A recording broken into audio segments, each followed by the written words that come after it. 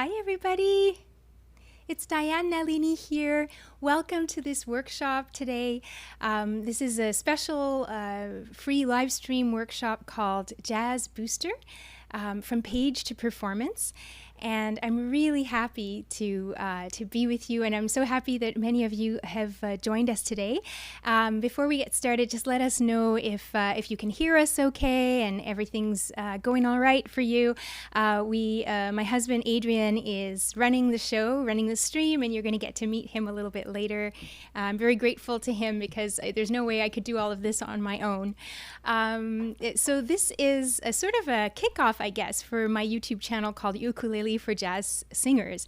I've had this channel going for a while, but lately I've been doing a series of online jazz repertoire workshops, and some of the students in those workshops asked if I could do a special workshop that was focused on arranging. How do you get a jazz song from the very beginning? How do you develop an arrangement? How do you choose the voicings that are going to complement your voice as a singer? And how do you decide on the structure of your arrangement? So that's what we're going to do today, and we're very happy as well that we're going to be, maybe I'll run you through a little bit.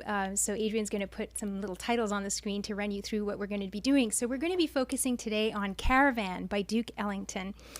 And then after that, we're going to welcome Craig Chee and Sarah Maisel as our special guests, and they are going to be in conversation with us, talking about their tips for memorizing a song, memorizing an arrangement. So we'll talk first, in the first half, how do you develop the arrangement, and then with them, we're going to discuss many different perspectives on how best to memorize that song. And then finally, we're going to finish up at 3 o'clock with a concert, a jazz jam and a jazz concert. So that's what we've got planned for you today.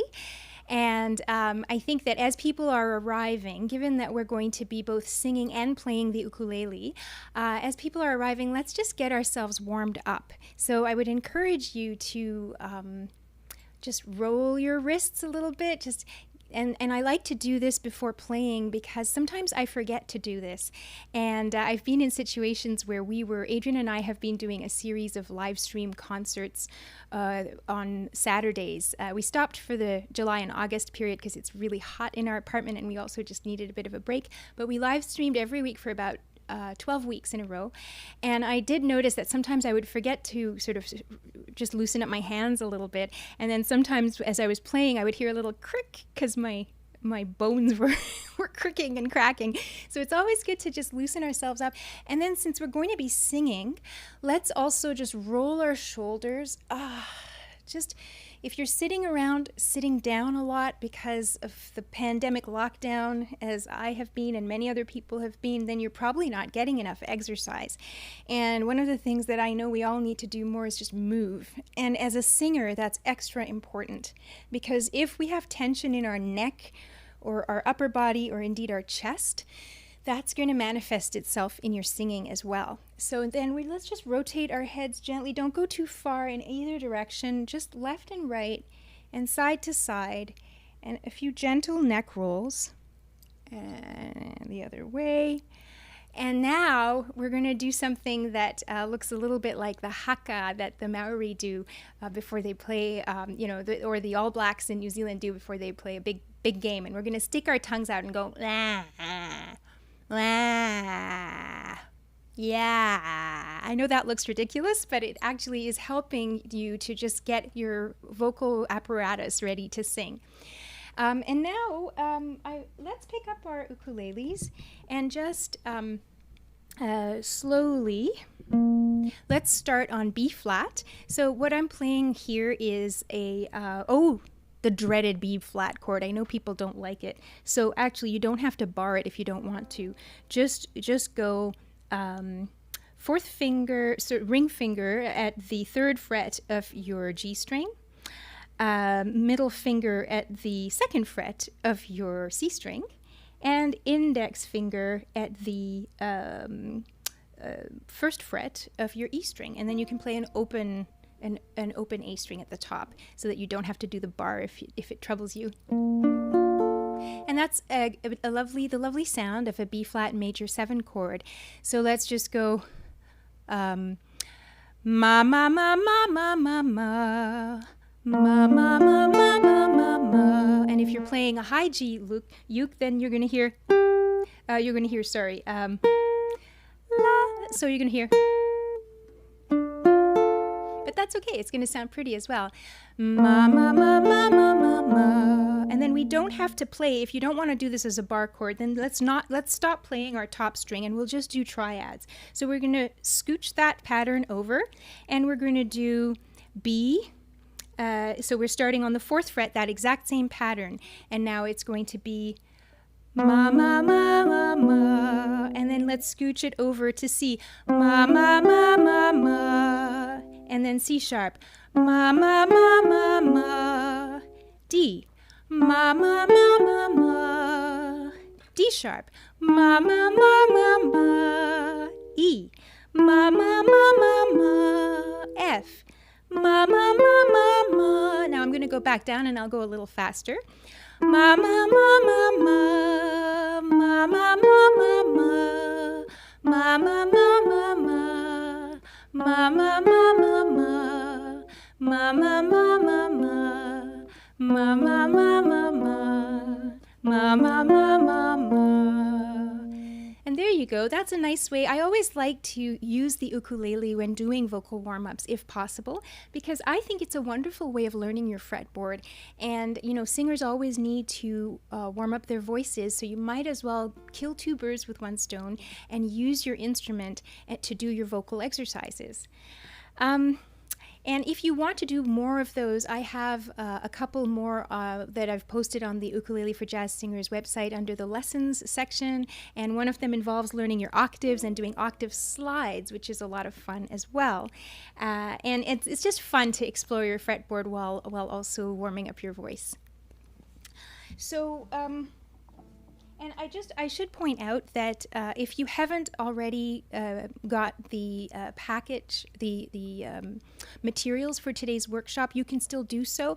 If you follow the link at the bottom of this video, there's a link that will take you directly to the site, and you can get the package from there. And Diane, we just want to confirm that this will be available for replay, this stream. Right? Yes, it will. Yes, that was my husband Adrian speaking off screen there. Yes, absolutely. This stream will be it will stay here on the site, and actually this link should continue to work afterwards as well. So it'll be archived right here for you to watch. Okay, so. On your handout, you'll see, and we don't need this on the screen or anything, but you will see on page 4 of your handout, I have given you a short biography of Duke Ellington, who is one of the co-writers of today's song that we're working on, along with Juan Tizol, who was a famous jazz trombonist, and the lyrics are by Irving Mills. And Duke Ellington is just one of the best composers of all time.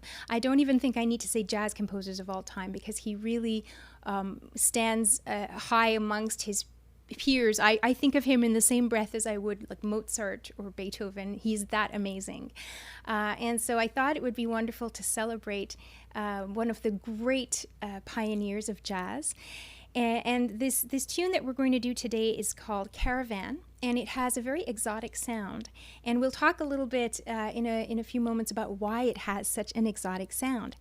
It was originally recorded in 1936, and that was in a band called Barney Bigard and his Jazzipators. Barney Bigard played in Duke Ellington's orchestra, but they used to have little orchestras, little bands within the orchestra, so that when promoters would book the orchestra for an evening, they could get like 2 bands for 2 different configurations. So this was one of those smaller configuration bands within the Ellington Orchestra, and this first recording was made in 1936.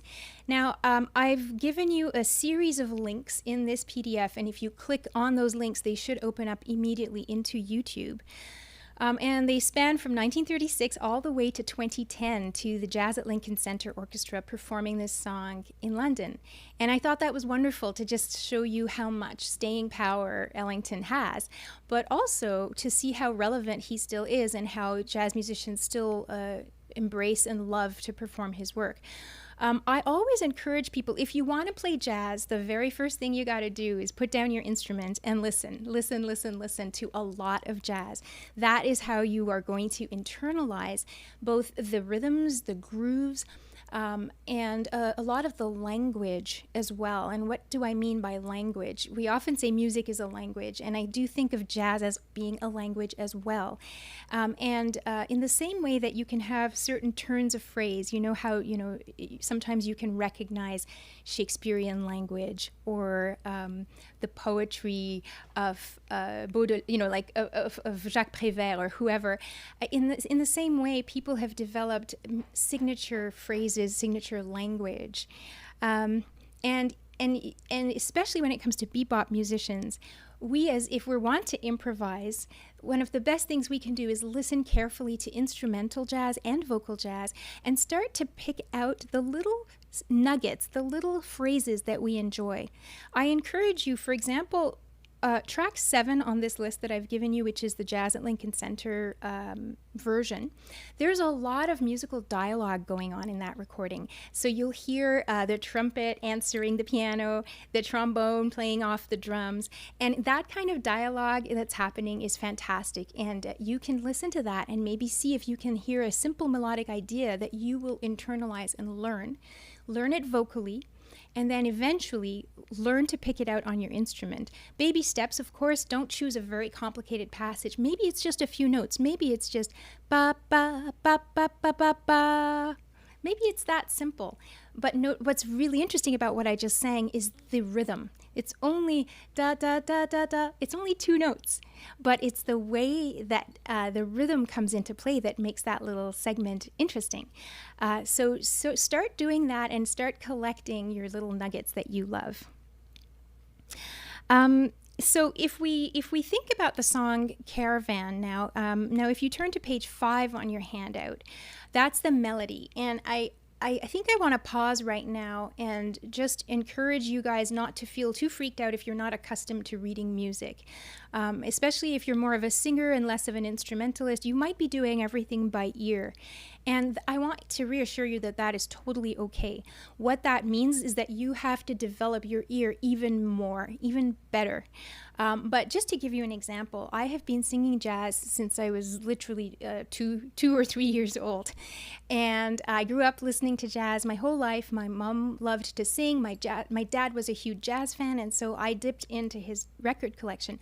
And all through my childhood, I sang along with the best. I think of my teachers as being, Billie Holiday and Ella Fitzgerald and Sarah Vaughan and Carmen McRae and Betty Carter and all these amazing singers.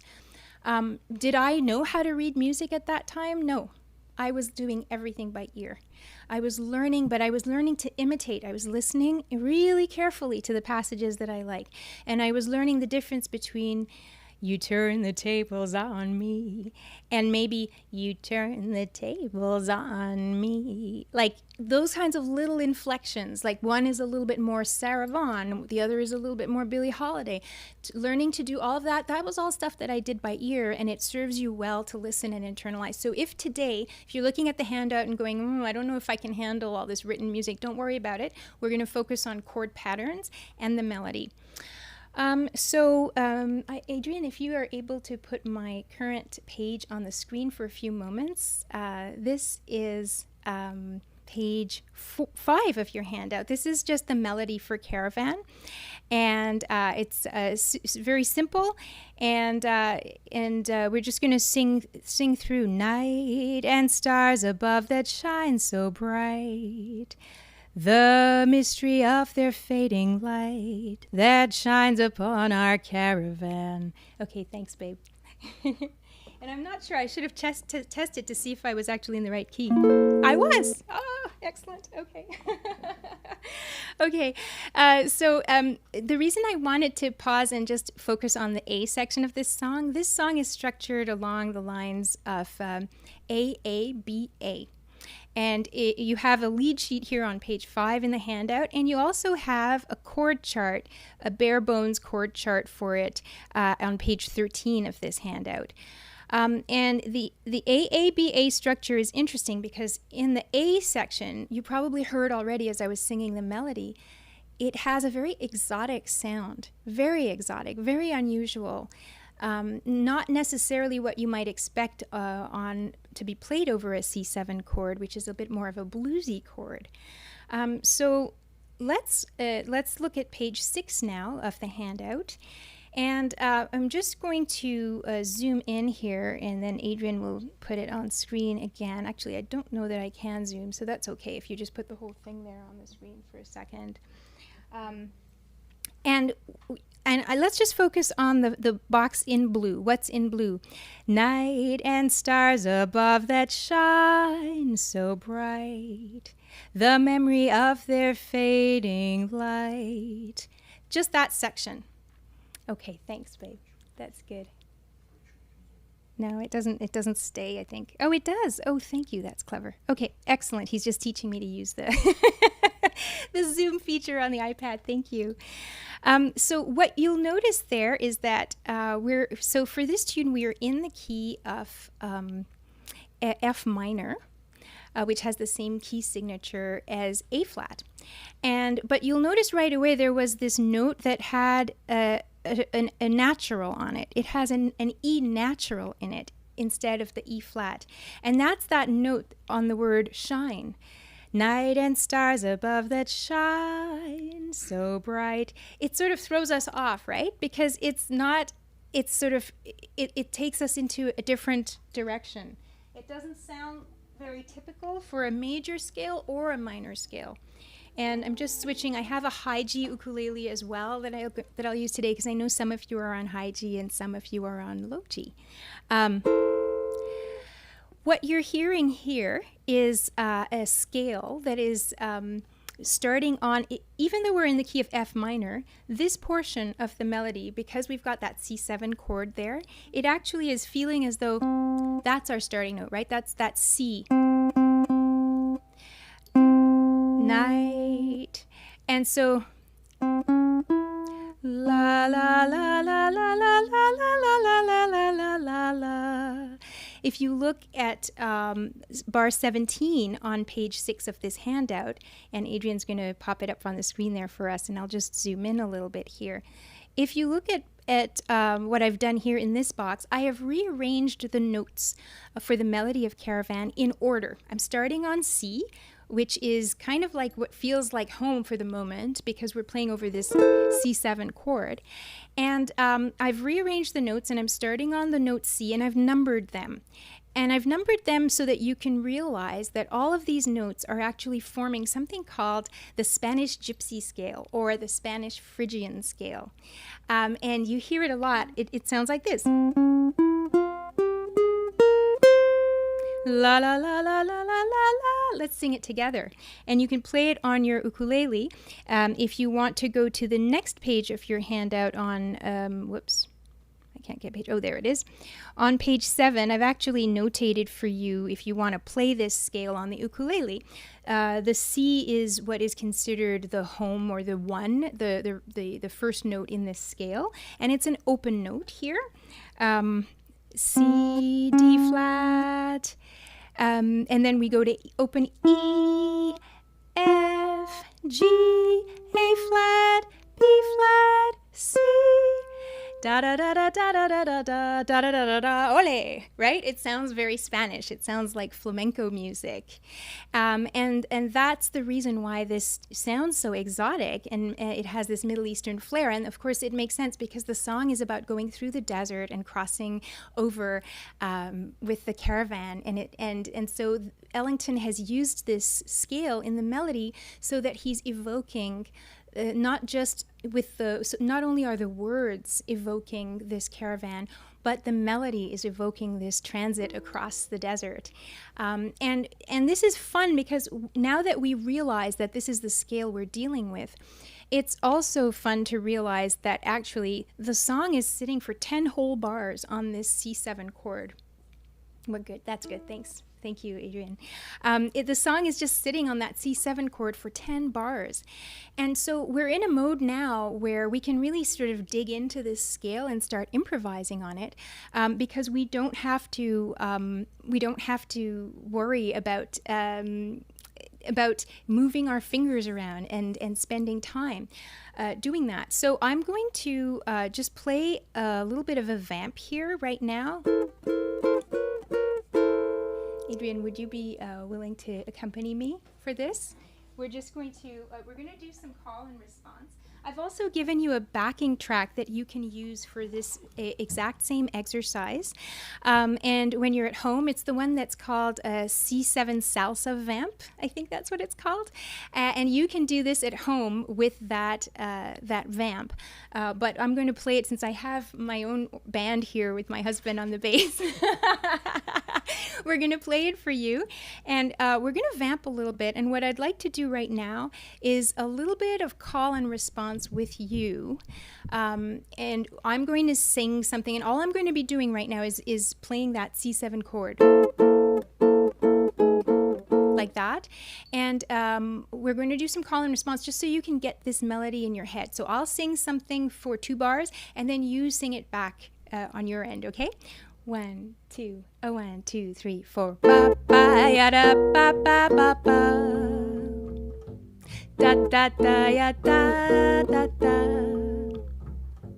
Ba ba ba ba ba ba ba ba ba. Da da da da da da da da da. Ba ba ba ba ba ba.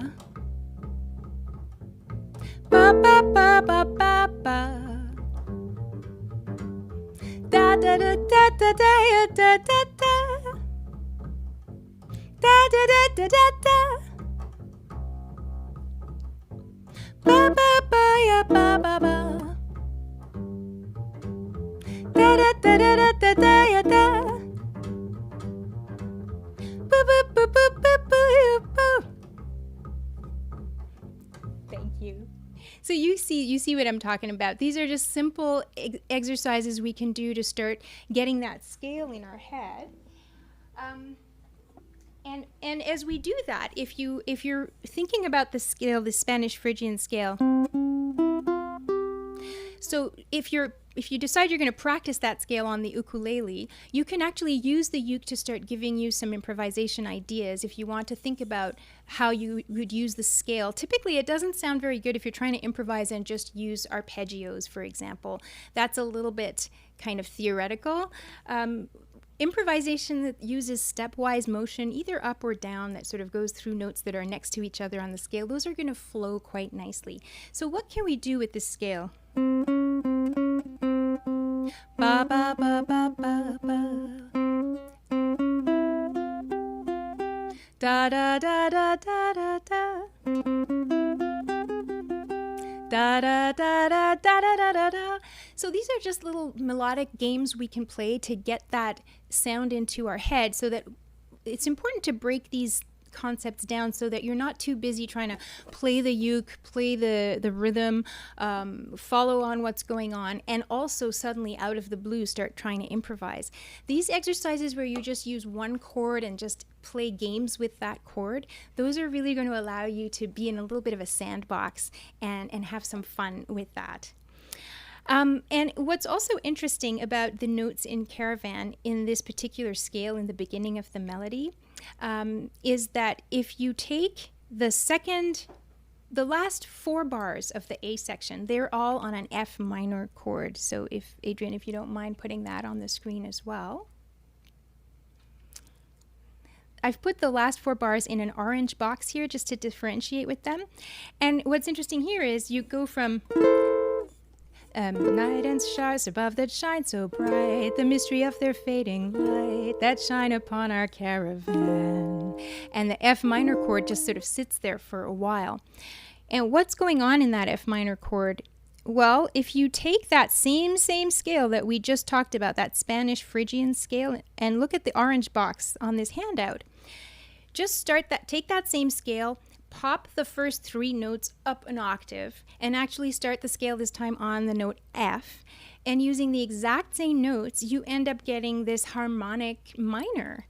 And it goes la la la la la la la la. or I'll do it an octave lower.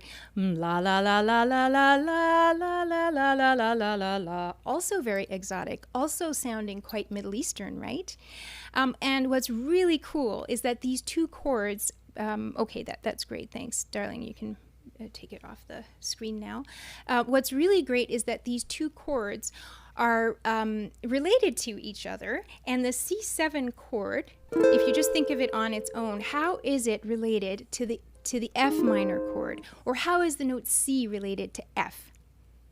Any answers? So if I count from F, F, G, A, B, C. So the C7 chord is the fifth of my F minor scale, and actually the C7 chord is the dominant 5 chord of my F minor. And if you think of it that way, the 5 chord, the dominant 5 chord, always wants to take us back home, right? So you play it for a while and it's building tension because it's this pedal point, and you think, where is it going to go? Where is it going to go? And it goes back to F minor. Thank goodness, I'm home now, right? So that's really cool as well. Ellington has built in some tension there.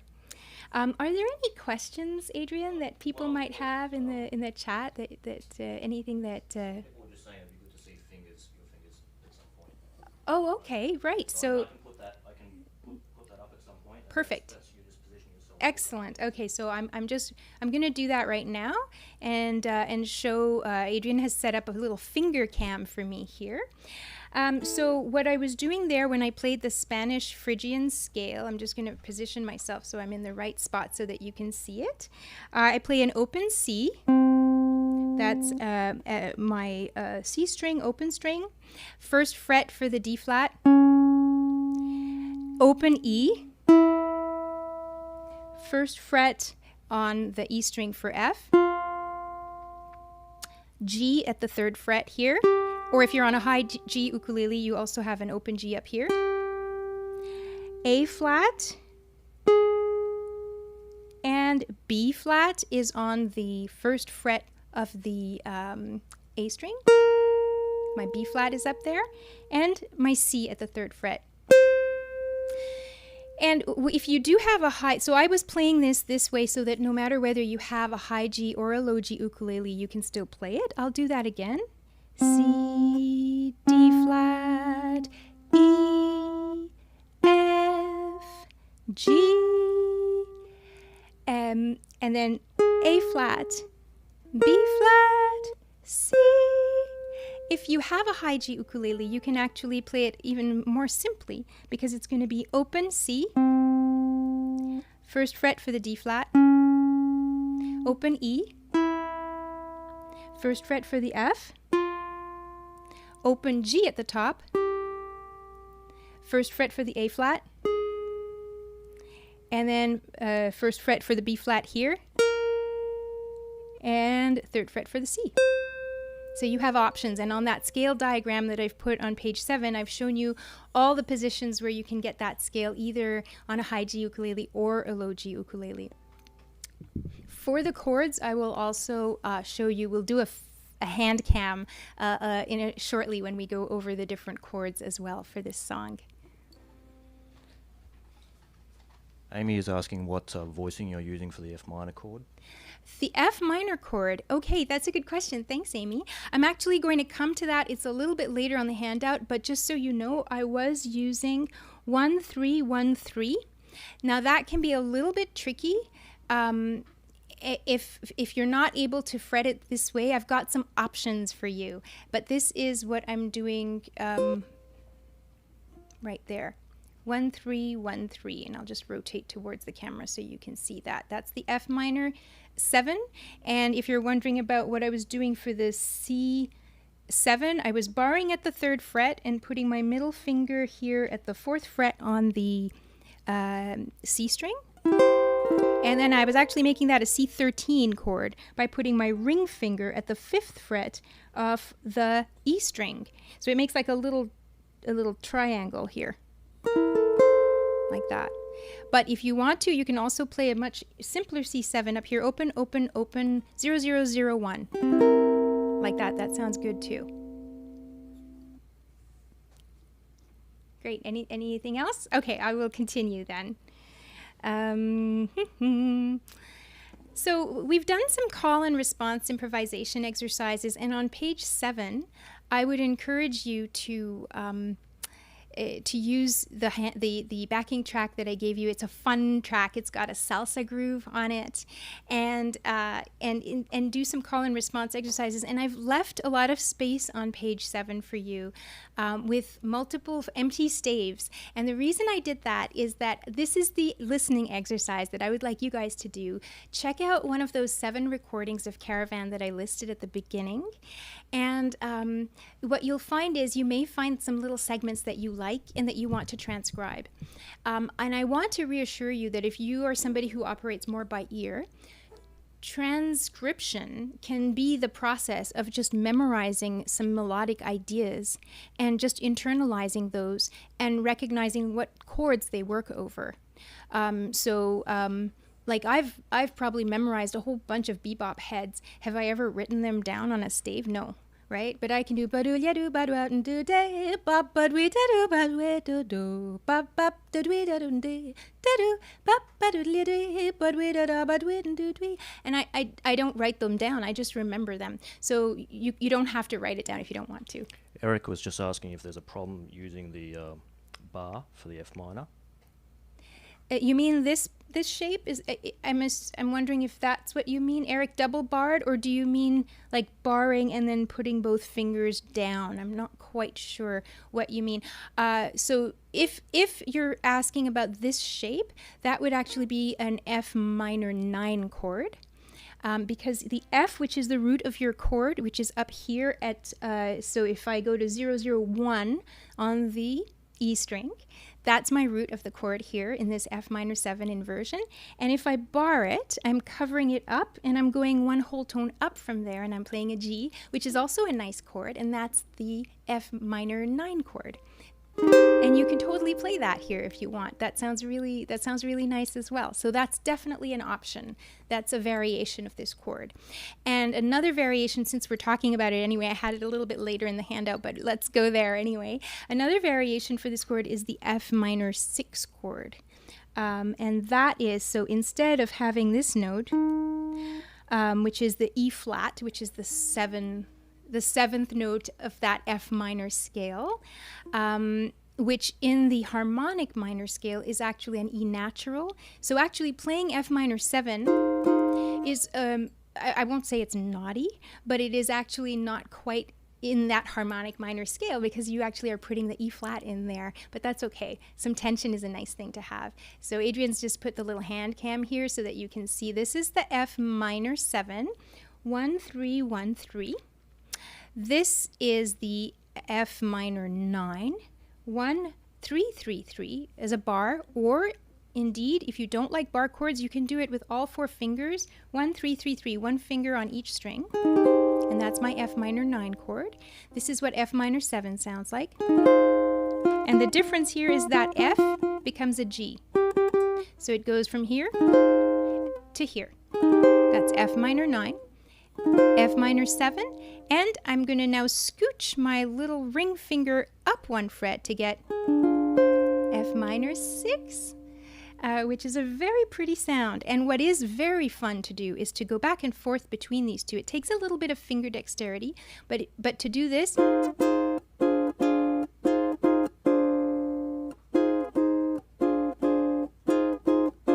that's a fun pattern to play, and that works really well when you're vamping in on a minor chord for a little while. That thing of going minor 7 to minor 6, that's a go-to vamp for a minor when you're sitting on that chord for a little bit of a while. You can also do it here. You might actually find it easier in this inversion. This inversion is 5, 5, 4, 6. That's my F minor 7, and I just tuck my pinky back to make a minor 6. And I'm doing the same thing. And that's the same as doing.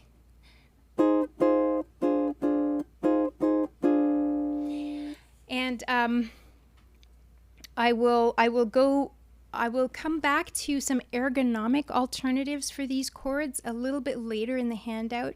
We're going to talk about how you can still get a jazz sound, in fact, but if your fingers just don't like to bend that way and they don't like to hold these four-note voicings, it's always safe if you need to and you're just having trouble for whatever reason, your fingers are sore, or you have arthritis, whatever the reason might be, you're always safe to skip out, to omit the root of the chord, because typically someone else is going to be playing the root. In my case, it's my husband, the bassist.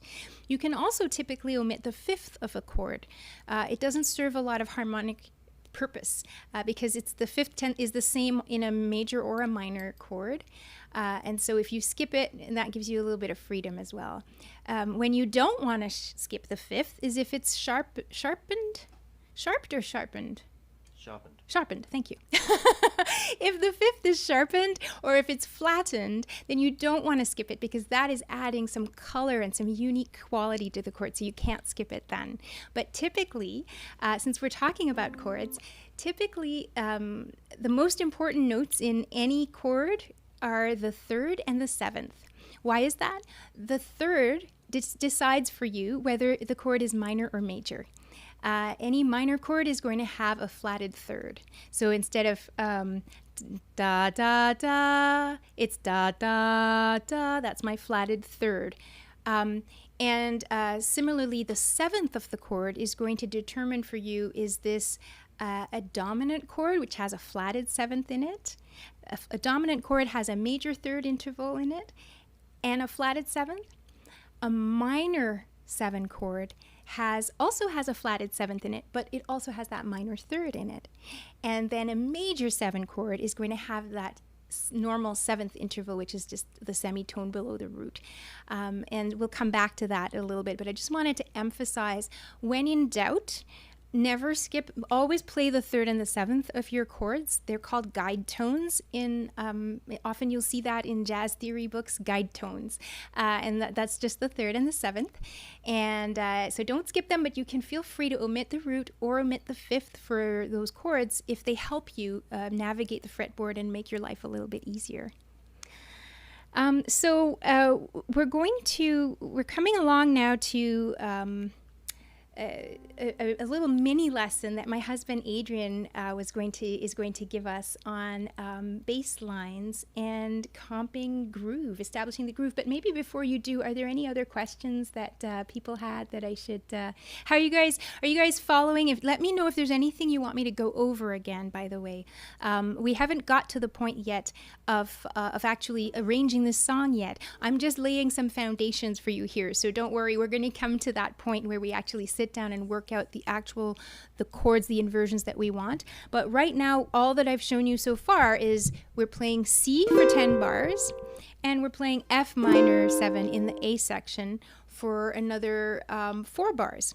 There is, of course, a swing bridge to this song as well, but we'll come back to that because it's relatively straightforward, and I think it's the more exotic part of this song is definitely the A section, so I want to spend a bit more time on that.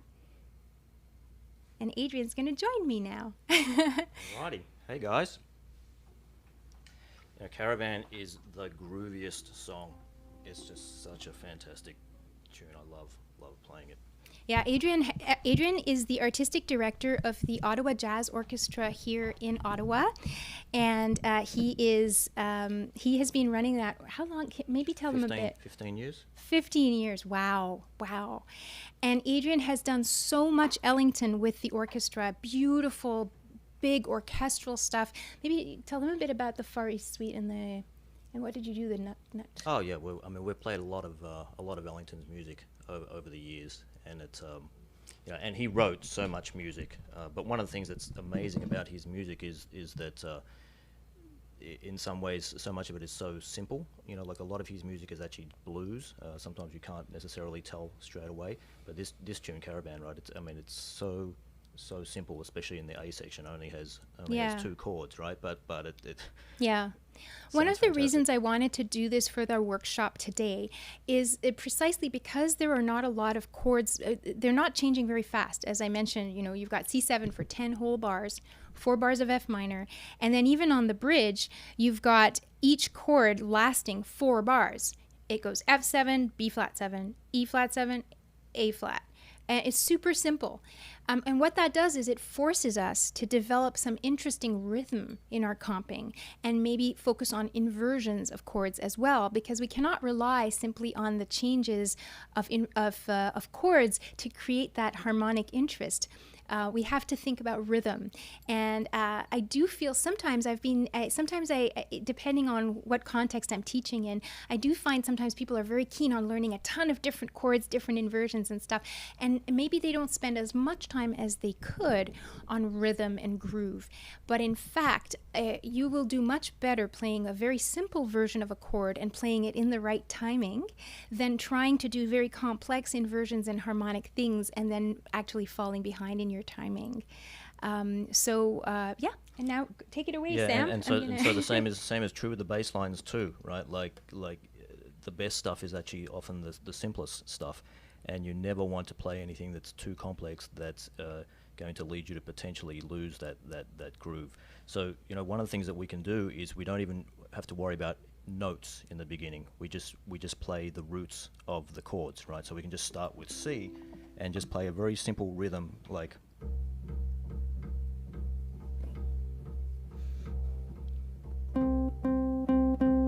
So I'm just going to play on the ukulele what he's playing on the bass. It's very simple. And then one of the things you can do is just change one of those notes.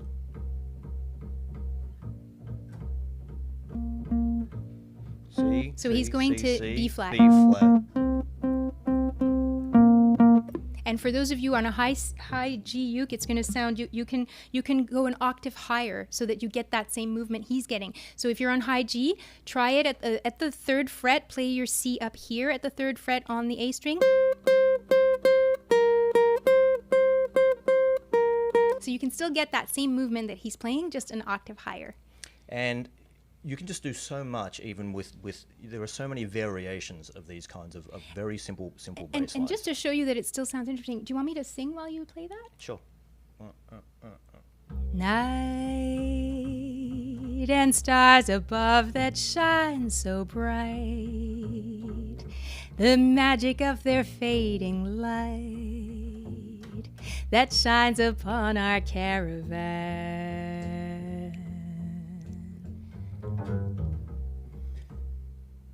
And a lot of the thing is when you're even just playing one note, one thing that can make a real difference is the articulation, right? The accents, the stresses that you put on there. So even when you're just playing C, you can play around with the stresses, right? And the accents there. You don't have to move your neck like I'm doing.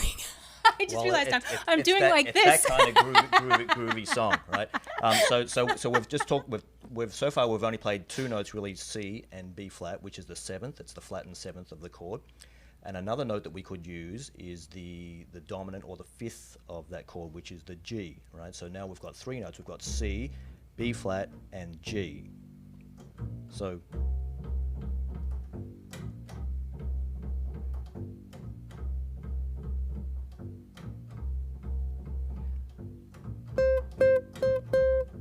Oh, sorry. Okay, that's right. So what he's playing right now, actually, you have it on your handout, page 8, bar 5. He's playing a variation of that. On bar 5, I wrote it this way, and it was, it was the first pattern, C, G, so it's C, G, C, G, B flat, C, G, B flat, C. That's what I wrote, and you were starting on C. Is anyone else finding the bass a little bit low? Someone said that. I can crank you up. No. But other people are saying that it's okay with headphones. So we'll see. I'll crank you a little bit. Why don't I crank you up? Because you're the star of the show right Okay, so C, G, and B flat. Those are the only three notes that we're using right now. And one way that's easy to put your fingers in the right place to play this, if you put your ring finger at the G on the E string, ring finger here, index finger back here on your B flat, pinky here on the C, then you're kind of, every finger is in the right position to play, and you just lift when you need to. So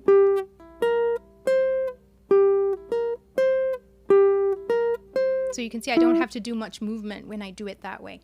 Yeah, so even with those three notes, you can take them, and as Diane's pointing out, you can play them in different octaves, right? So you can play the C with the G underneath, or play the C with the G on the top there, and then go up further to the B flat, or go down and then come back up to the B flat and then go back to the C. So now on the top there, I'm actually playing a C above that bottom C. So he's doing like this. Open C, G at the B flat. You know, what's fun is if you want to try something like this at a jam with some people playing the chords and then several of you playing these patterns on your uke, you can mimic a situation where you have a bass. Of course, you'll be in a different octave, but it's still fun to try that, right? Yeah, I mean, one of the things that that's interesting then is if you have a whole bunch of people playing together, to what degree do you reinforce that rhythm? Because if everyone is playing that rhythm, it becomes a little too much, right? So what would typically happen is that if the bass is going to play that rhythm, that someone who's comping on, say, the ukulele would play something that is complementary to that.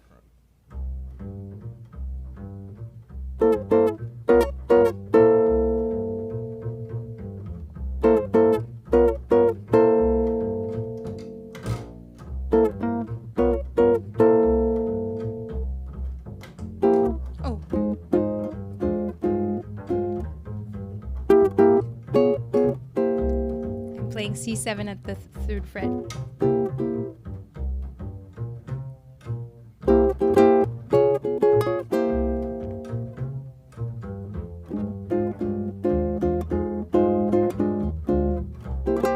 So, you know, like, you can have so much fun with this, and the thing is really just to keep it simple and never ever to lose that groove. And the other thing that's really important is to also think about silence and space and rest in there, because there's a lot that you can do that you can just imply. You don't have to hit people in the face with every note to really pound out the rhythm or to pound out the beat. So you can just do stuff like, especially if we were playing it sort of more gently, like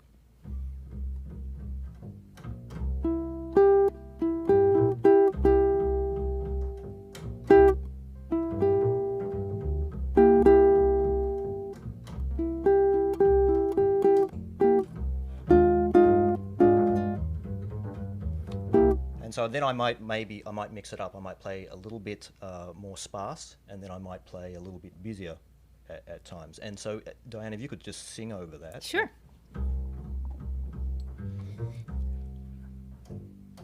Night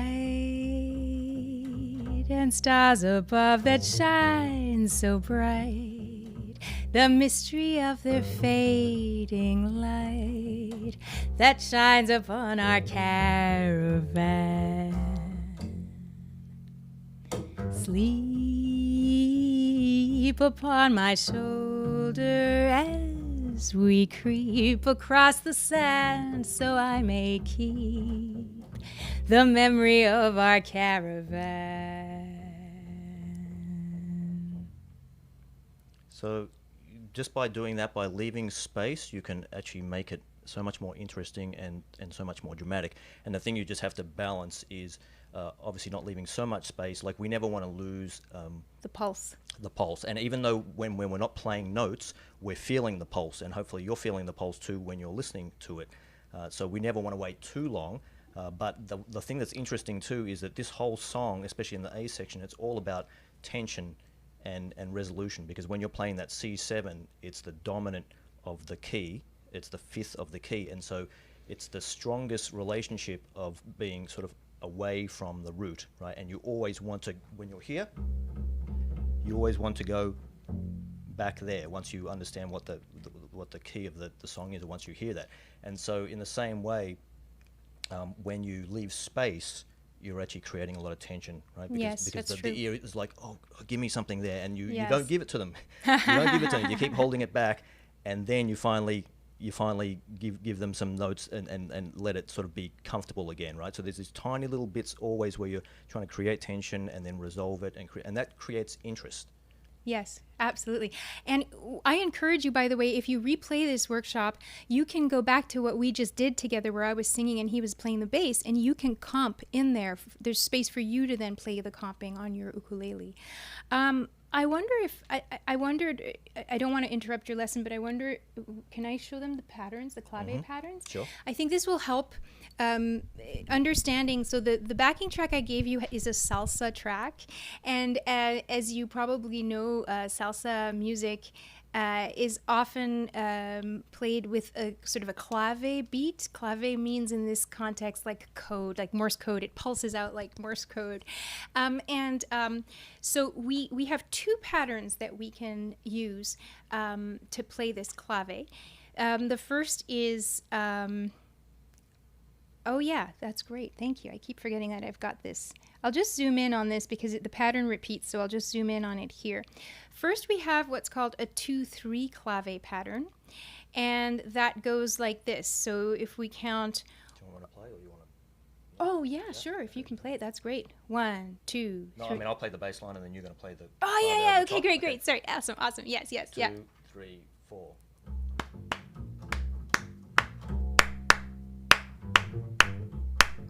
It's better maybe if you play a continuous rhythm. Sure. Maybe 1, 2, 3, 4.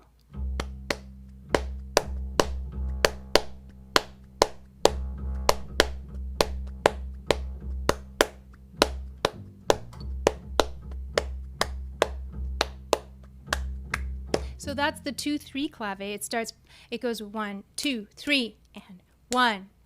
There's a silence on the first beat of the pattern.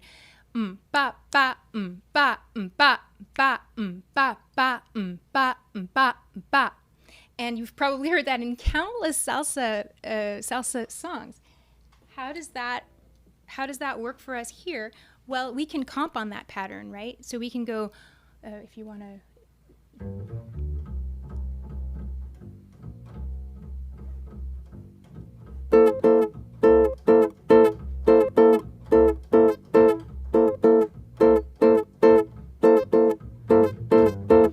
So that's an example of using the clave as a rhythm that you apply to your comping.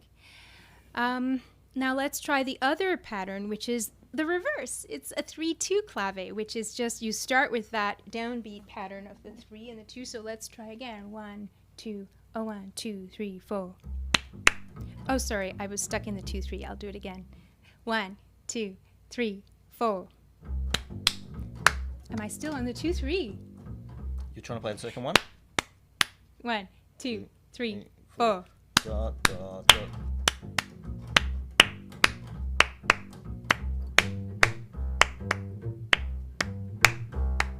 So that's your and I'll Can do we just it do that on one more time? So what I'll do is in the first bar I'll play the same rhythm as Diane, and then I'll just play a long note, and you play the dot Okay. dot over the top. 1, 2, 3, 4.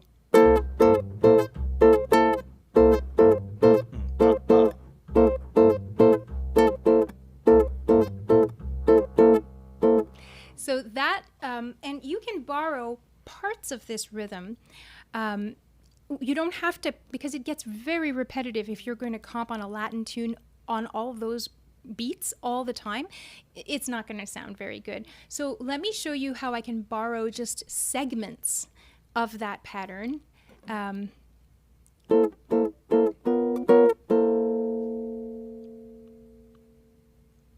Oh, sorry, is there a question? Yeah, no, someone was just asking about improvising and comping. Do you want to do that first? Then Yes, sure.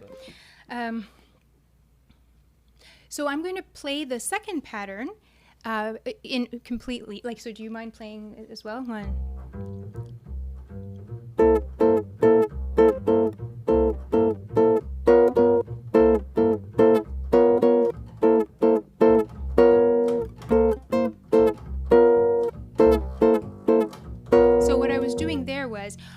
I was starting off just to get your ear used to the clave pattern. I was doing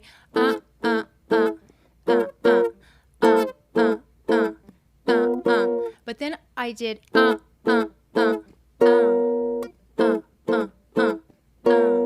So in that case, I'm not actually playing that second quarter note in the second bar of the 3/2 clave pattern. I'm just holding.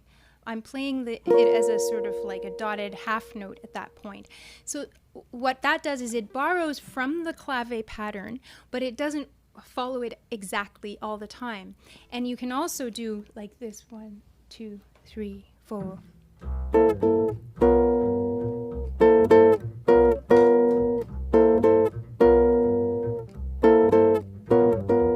So that in that case, I was doing the same thing for the 2/3 clave pattern. I was starting with the 2/3 pattern, going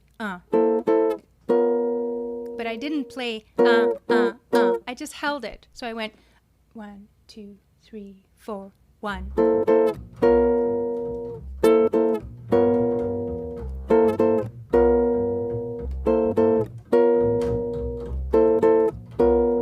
So that's how you can borrow elements of the 2/3 clave in your comping as well.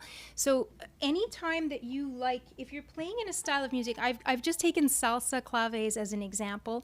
There are bossa nova claves as well that are rhythmically a little bit different. I won't go into that now because I don't want to confuse us, but we've just learned the 2/3 clave and the 3/2 clave for salsa, for this kind of salsa pattern. But you can apply this philosophy to any tune that you like. If you hear a bossa nova that you like and start picking out your ear, following that beat that's going just pick out whatever the drums or the surdo drums or the tamborim or whatever instrument you're tuning your ear to. Pick out what that rhythmic what that percussion instrument is doing and see if you can start applying those rhythms to your comping. So I'll stop now because I interrupted I just wanted to show them that so that they could practice something while they listen to you at the same time. They might want to play with you. Where would you like to go next with this, Diane? Well, I think, we were talking about locking in with the bass. So you tell me what you want to do. I'll be your demonstrator. So another thing that we could just talk about if we want, if it's okay, is can we talk about just adding a little bit of chromaticism? Yeah, absolutely. Because I was doing it without telling them what I was doing. Right. So for example, I talked about playing C and B flat and G. Those were the only 3 notes. But one thing you could do is, because you've got C and you've got B flat, there's a note that's in between that, which is B natural. Right. So.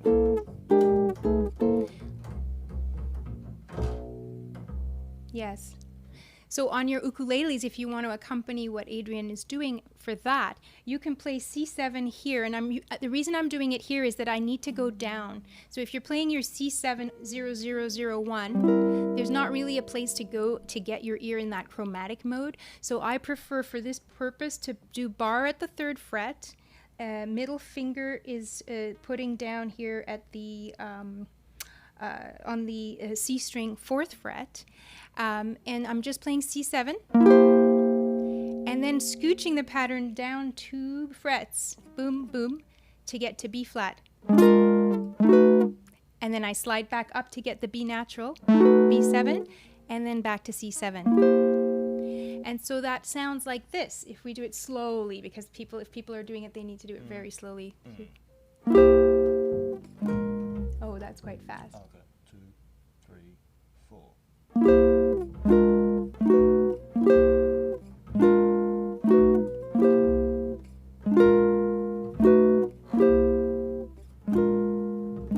Now you wouldn't want to do this throughout the whole tune, right? I'm just giving you an example of how you might want to do it just once in the tune to go. Right, and the thing is too that we don't have to do those things together. So in fact, if I just kept playing the C, and if Diane plays like the C7 chord and goes either up or down chromatically, like you can hear. Okay, I'll also try, like as he suggests, I'll try going up to the D flat 7. So that's C7 to D flat 7. 1 fret up, 1 fret back. C7, D flat 7, back to C7. And notice notice he's still only playing, you're still playing C the whole time. So we're creating some tension because we've just played a semitone above that C. And what's even more interesting is your top note is actually the root in this particular inversion of this chord. So my C is the highest note in this chord, and it's actually going to pop even more into our ears, that tension in the chromatic movement, because it's at the top of the chord. So do you want to do the other way as well? I'll try playing down. If you play that C pedal again, I'll try playing down. So I can play it in half time. C7, B flat 7, B flat, C7, C7, B flat 7, B, C7.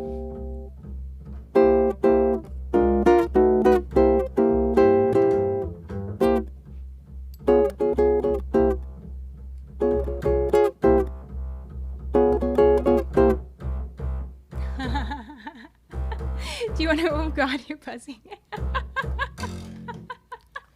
Do you want to see if there are any questions in the chat, or do you want to keep people were going? just talking about comping and the improvising. One thing I want to say on that, because someone was asking what's the difference between the comping and improvising. One of the things is that when Diane is comping, she's improvising in the comping. That's what she's doing. She's actually choosing on the fly right, what she wants to do. And when I play the bass lines, I'll do the same thing. I'm not soloing, like I'm not playing lots of different notes and playing a melodic solo. But I'm still improvising when I'm even playing the bass lines, and you're improvising when you're comping too. So you're actually, when you're playing jazz, you're actually improvising all the time. It's just that when you solo and you sort of have this feature spot where you get to have a little bit more freedom and play a melody, everyone says, oh, well, that's improvising, but you're actually improvising all the time in other ways. True.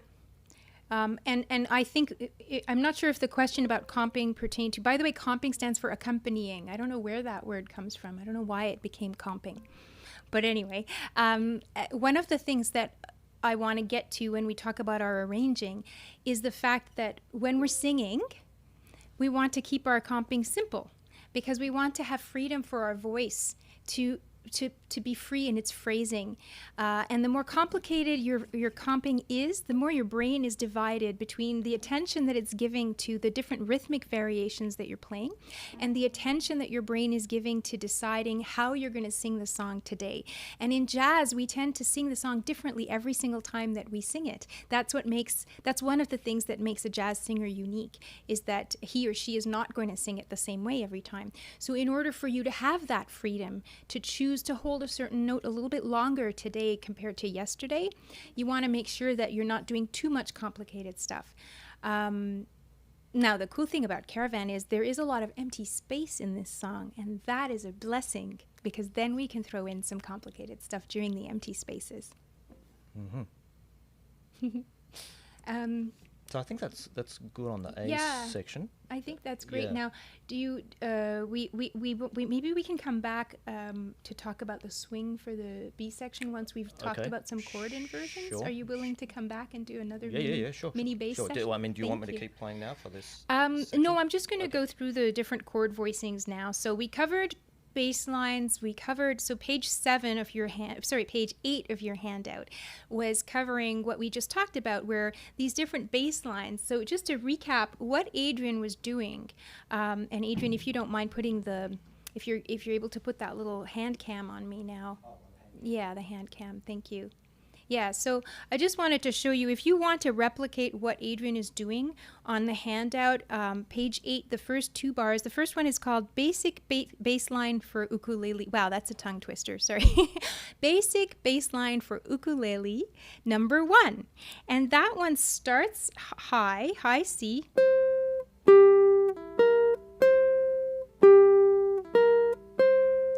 And so what I was suggesting is that you can actually have your fingers pre-configured in the right configuration here to make that easier for yourself. You're putting your pinky at the 3rd fret here. So it's the configuration that I'm using here is, so it's 0, 0. I'm not playing these bottom 2 strings here, or the first 2 strings. Ring finger is at the 3rd fret of the E string. Index finger is at the first fret of the A string to make my B flat note, and pinky is on the C. And in this way, I can lift my pinky when I need to. So I start on C, and then I play my G, and then I just lift the pinky to get that B flat.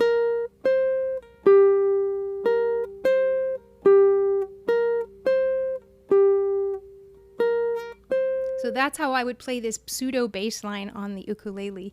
And then similarly we've got another one. Oh, sorry, another hand cam, if you don't mind. We've got another one, and we're going to play with our open C. This is the second line here. Open C, lowest. So my open C string. Oh, sorry, that's my C here. C, G, B flat, C, G, B flat. And that's just to show so that you have the fingering for those two options for you if you want to practice playing the bass line. And once you have that as a regular pattern under your hand, you're handling it. Night and stars above that shine so bright. And so on and so forth. You could practice that. It's good for building up independence between your singing and your playing. So now I'd like to go to page 9 of your handout, and Adrian's just going to put that up on the screen right now. On page 9 of your handout, I've shown you. I know you're probably thinking to yourself, why is she dwelling so long on this famous C7 chord? Well, for one thing, it lasts for 10 bars in the song, so we need to find some interesting things that we can do rhythmically and also harmonically for the duration of this song.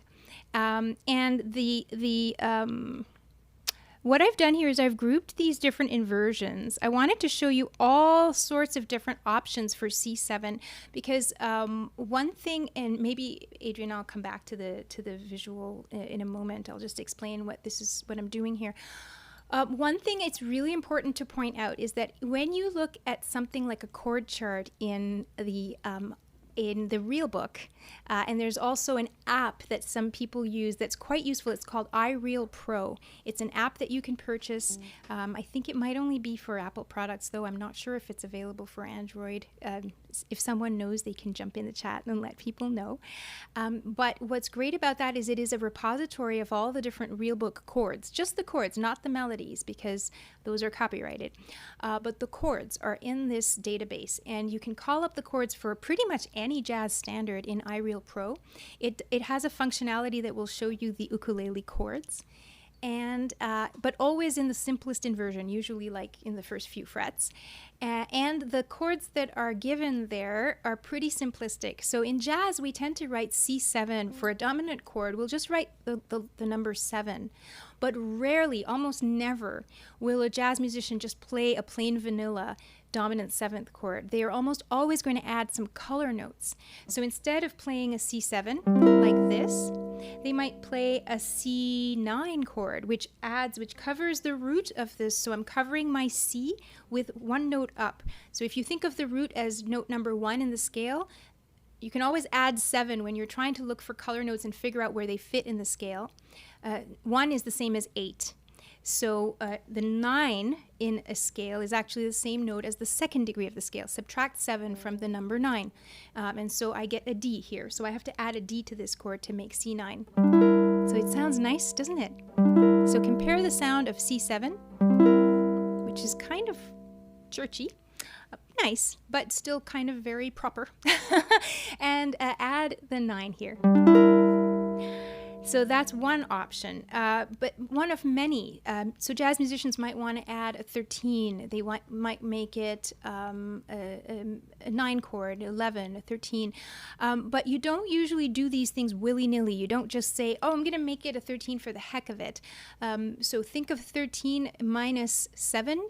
You're talking about the 6th degree of the scale. So if the melody happens to have the 6th degree of the scale in it, then that's a perfect chord to play over that. It doesn't mean you only play the C13 chord when there is that major 6th in the melody, but for sure it's going to fit really well when the melody does that. So in the case of Caravan, maybe I'm going to just show people, if you don't mind putting up the the chart again. This is I've jumped ahead to page 13 in your handout because I wanted to show you, if you look up the chart for this tune on iReal Pro, this is the chart that comes up. And you'll notice I've put it in ukulele chord mode so that you can see actually the fingerings for these chords. And these are the chords that iReal Pro will suggest to you for this song, C7 flat 9. And then you'll notice it just says F minor, and it doesn't pronounce itself. It doesn't say whether that should be an F minor 7, a minor 6, or a minor 9, which is cool because we have some freedom there. We get to choose. But now I'm just going to go back to this page with the colors, okay? Because let's play that C flat 9, and the C flat 9 that we're talking about here. I'm going to try an annotation. I hope this is going to work. Is this going to work? Let's see. I'm talking about this one here. That is the chord that the iReal Pro recommended for this. So the C7 flat 9 sounds like this. And in the next inversion, which is just this one here, I'm going to move that pattern over. So this is 3, 4, 3, 4. Okay, thanks, darling. So now let's think about that C7 flat 9 here. Your melody note for the very first note of this song is night, which is the C. Night and stars above that shine so bright. Now, one of the things about the ukulele is we don't have a lot of octaves to play with on the ukulele. So what happens is that flat 9 here is right next to my melody note. And my flat 9 chord is this. And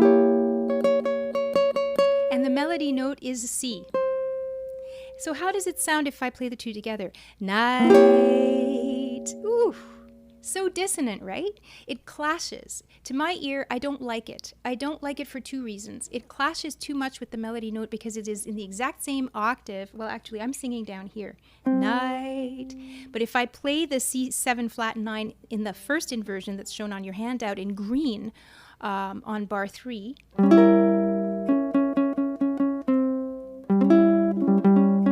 night is very dissonant. I personally don't like it. So I'm not going to choose to play this, even though that C7 flat 9 is perfectly fitting inside the scale that we talked about, the Spanish Phrygian scale. Remember, it starts la la la la la la la la la la. So that note la la, that D flat is in the scale. But in this point in the song, I don't like this chord because it's clashing with the melody, and as a singer, it's also going to possibly throw you off because it's too close to your melody note. Night. I don't like it. If this were a pianist playing, they have so many octaves to choose from. They're going to be sure not to voice that 9 in the same octave that you as a singer are singing in. So it's going to sound very different with a piano, and it'll sound rich and beautiful, and it'll totally work. But on the ukulele, I am actually going to contradict iReal Pro, and I'm going to say that I don't like what they've proposed right now. And I'm going to play something different. So actually, I think the C7 sounds better. The C7 in green, that first one, it works fine. The C7 in pink, that second inversion, that works well too. The C9, now again, we're kind of breaking the rules here because the scale has a flat 9 in it, which would have the D flat in it. So if I play C9, I'm actually breaking the rules from the perspective of fitting into this the Spanish Phrygian scale. However, from a melodic perspective, and remember the melody should trump everything all the time, night and stars above that shine so bright, that works to me. I don't hear a clash from my ear, and it's not throwing me off. It's not going to try and lead my ear astray. So to me, the C9 works. So I'm going to keep that in my bag of tools for this tune. Let's try the C13.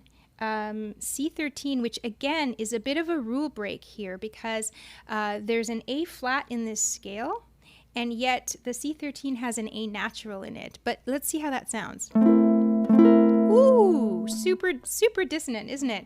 Night. That doesn't work to my ear because it throws me off, and that's because also I'm on a low G ukulele right now. Let me see how it sounds on a high G ukulele. Night. Still dissonant, but better.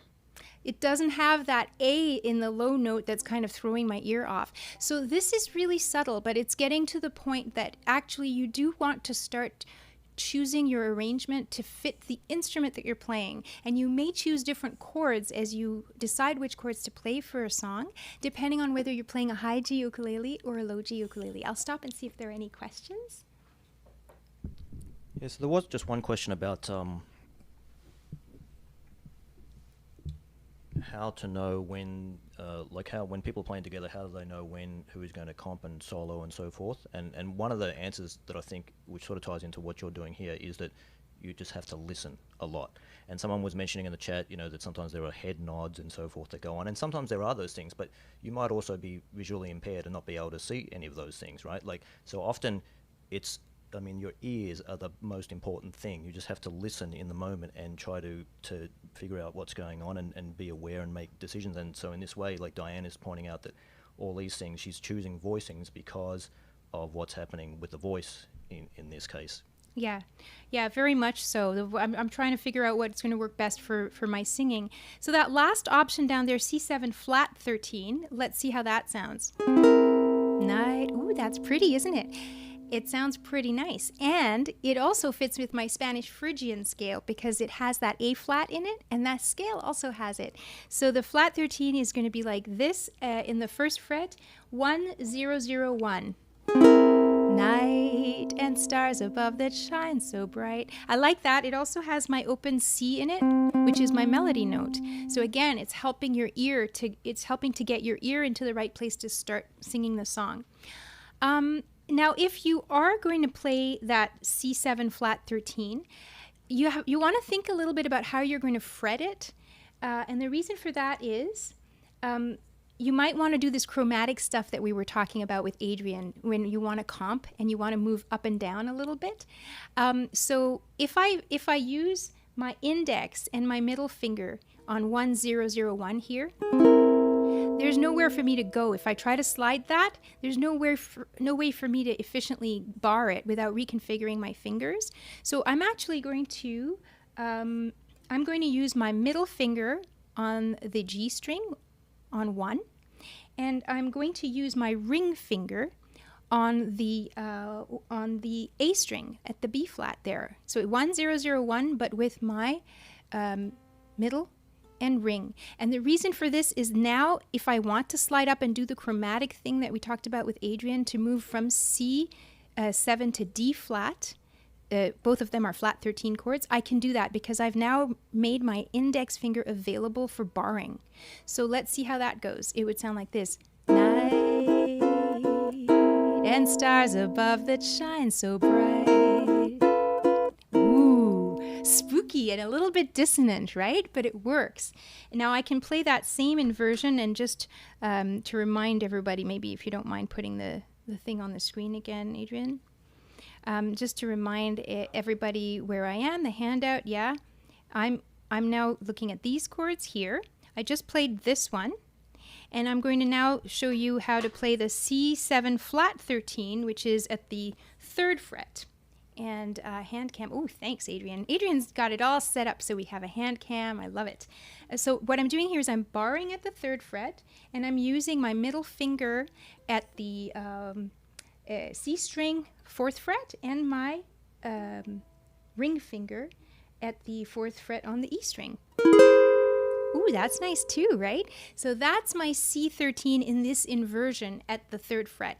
What I like about this, voicing it at this fret, and why I recommend you start at this fret if you can, if you don't mind some barring, is that you have now some possibilities of moving chromatically both upwards and downwards, which is what we did before with Adrian. We were going, and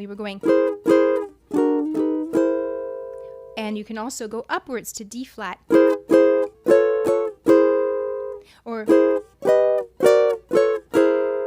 So there's so much you can do with this chromatic movement once you have these voicings under your fingers. And of course, if you want to play just the C7 chord, of course you can do that. It will totally work. That's what that sounds like there. So these are some options that I would choose if I have to arrange this song for myself. And now I want to go through some of the options we talked about for the F minor 7, okay?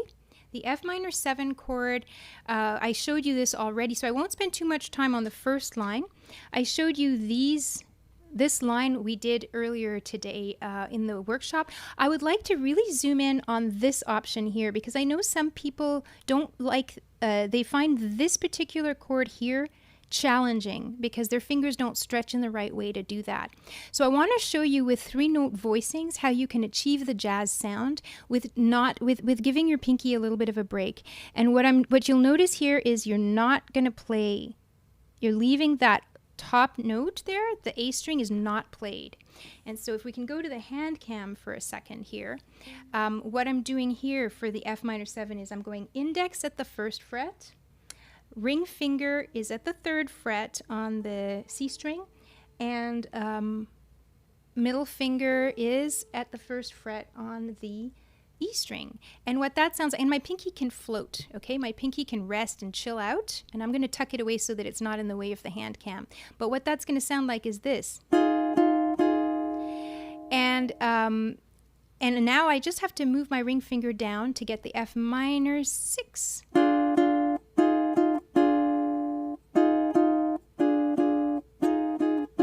So just to remind you where this occurs in the song, I've gone from C7 here, night and stars above that shine so bright, the music of their fading light that shines upon our caravan.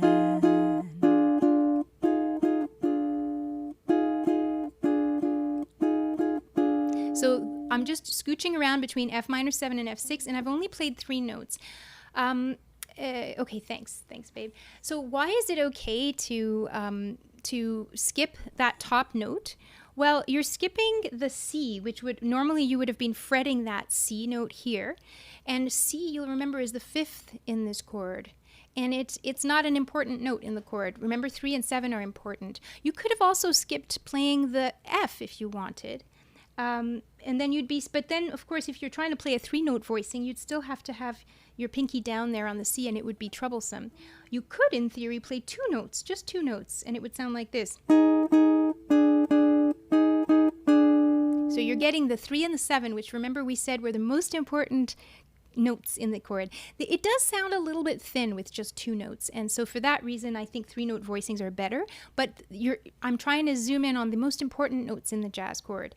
And similarly, this one here, this inversion of the F minor 7, which is now on the 2nd line of your handout, which would normally go from here.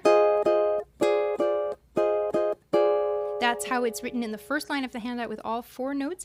If you find it troublesome to make this shape, you can always skip the this open G here, and which would have been which would have been where the C was in this particular inversion. So again, I'm skipping the same note, and now I'm just putting my fingers down to make a little triangle, a little pyramid. So I've got middle finger on the C string at the 5th fret, index finger on the E string at the 4th fret, ring finger down at the 5th fret again, and I'm also going to put my pinky here and lift it, and that's all I need to do to get this jazz sound here, and I'm not playing this top note, it's silent here, so it's going to sound like this. So that's this is my F minor 7 and my F minor 6. And I'm not playing this, I'm leaving the top note unplayed. So that's going to completely reproduce the sound that you want for these minor chords, and they're a little bit easier to play because they're 3-note voicings. Now, I'm going to go through the swing bridge rather quickly because I do think that you're probably all more accustomed to playing swing bridge, but what the chords that I like here tend to be I like this particular inversion of F9. So that's 2, 3, 3, 3. You can play it with all 3 fingers. I'm now on the 3rd line of the handout. So this is for this is so exciting. And then we move to the B flat 7. You are so inviting. And then I'm actually going to scooch up to the 6th fret to get my E flat 7. Resting in my arms as we thrill. That's an A flat 6 9. There's a mistake in the handout there. Let me just, if you don't mind, babe, can you put the handout up on the screen here? Sorry about that. I just noticed that there was a bit of a little typo here. So this chord here, which is, and this is 5 5 6 6 here. This number 5 here is the number of this fret over here. Whoa, that was a fat line here. Sorry. So when you see the word 5th fret, it refers to the number at the very top of the box always. And this should have the number 9 here. Apologies for that. So please make that correction in your handout. A flat 6 9. That's what that chord is there. So if we go back to playing this progression, F9 over here, 2 3 3 3. This is so exciting. You are so inviting. Up to the 6th fret, I take this exact pattern and move it up to the 6th fret. Resting in my arms. And then I move the bar down and I do a double bar and I bar just the top 2 strings here. As we thrill to the magic charm. And it's back to the F9 shape, but at the 4th fret. And you can either play the D flat 7 here, or you can even just skip it if you want. But if you're going to play the D flat 7, it's a pretty easy change. So you're at 4 5 5 5. I'm just going to pivot, leave my index exactly where it is here. If you're double barring your G9, it would look like this. And either way, you're leaving this index here where it was. Keep it there and rotate and put your middle finger down there. That's my D flat 7. And it leads the ear back to the C7. So let's put it all together. And I'm going to, if we can put a large camera, let's put it all together. And we're going to play this tune. I'm going to just use the chords that I've written out there that say swing bridge chords. I'm going to leave it as an exercise for you guys to look at the alternative that I've put on bar 17. That's something you can work on in your own time. But for now, let's put it all together and just perform it once. But we don't need to play it through too much because I've also got it in the jam so that people have a chance to play it with us. Okay? 1, 2, 3, 4.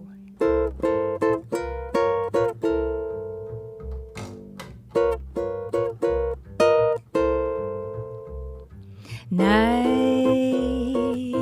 and stars above that shine so bright, the mystery of their fading light that shines upon our caravan. Sleep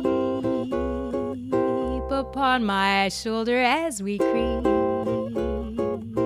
across the sand so I may keep the mystery of our caravan. This is so exciting. You are so inviting. Resting in my arms as we thrill to the magic charms of you. Beside me here beneath the blue, my dream of love is coming true. Inside our desert caravan. Yeah, thank you, babe. So I hope that you can see how what I've tried to do in this part of our workshop is really to deconstruct for you my process of learning a song from scratch. So we start with listening. So that was why I gave you all 7 of those links for listening to Caravan, internalizing the melody, internalizing the sounds of the harmony before we even pick up our instrument. Then what I like to do is look at the melody and really start to figure out what scales are being used here, what's going on melodically, so that when I want to improvise, I can start going, okay,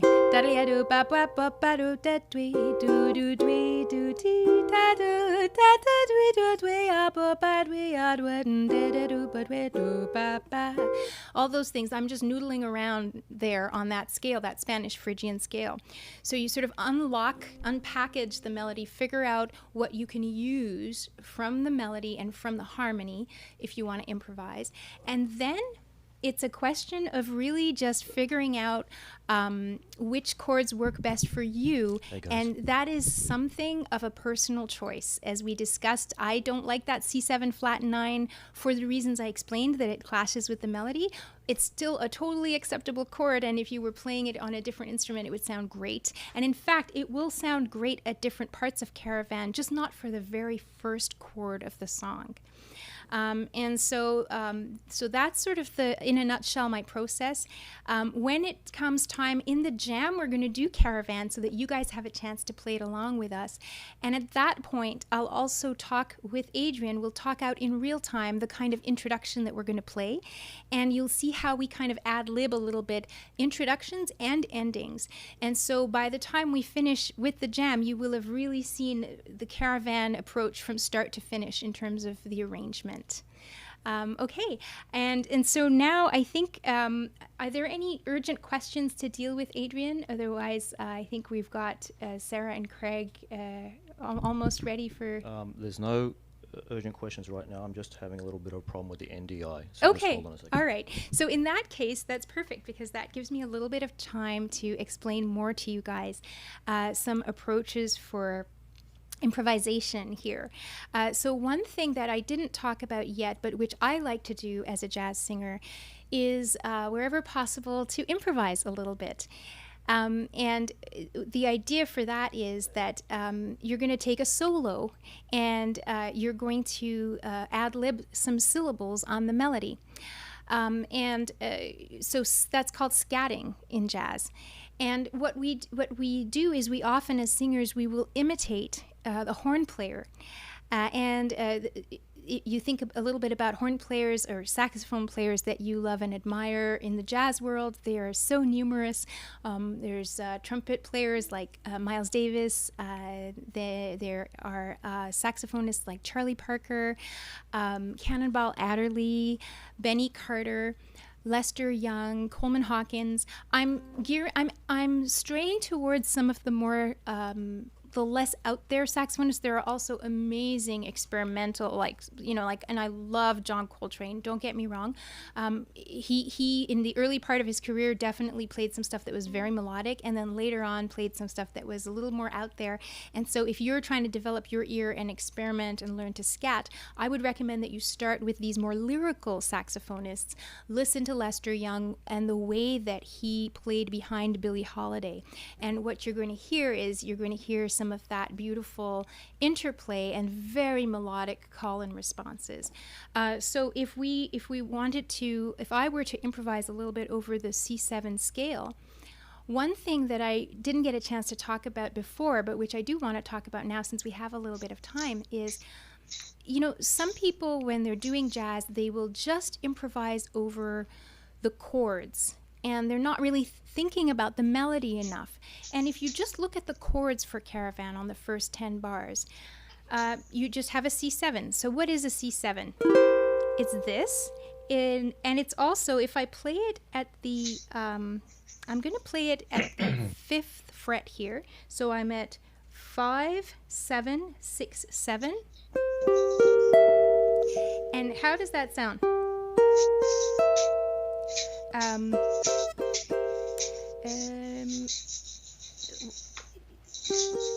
It sounds kind of, you can start to hear how the C7 chord sounds very bluesy. If I play it at the first inversion, let's forget about fancier inversions. Let's just play it at the first inversion, because I really want you guys to hear what I'm getting at here. I'm on a high G ukulele, so I'm going to pick the inner 2 strings first.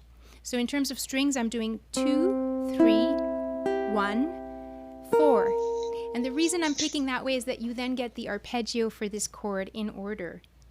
C, E, G, B flat. That's my quintessential blues chord, right? And if you think of a blues shuffle, doom ba doom doom doom doom doom doom doom doom doom Okay, doom sorry, I was doom following the other doom cables. doom, right? That's okay. So if you wanted to play that exact shuffle, you'd have to lift your finger off from the B flat and go. Do you want me to move both of those cables over? Because we might have them Like that. But if you now that I got that scale in your head, that bluesy scale, if I were to just improvise on that scale, this is what I would get.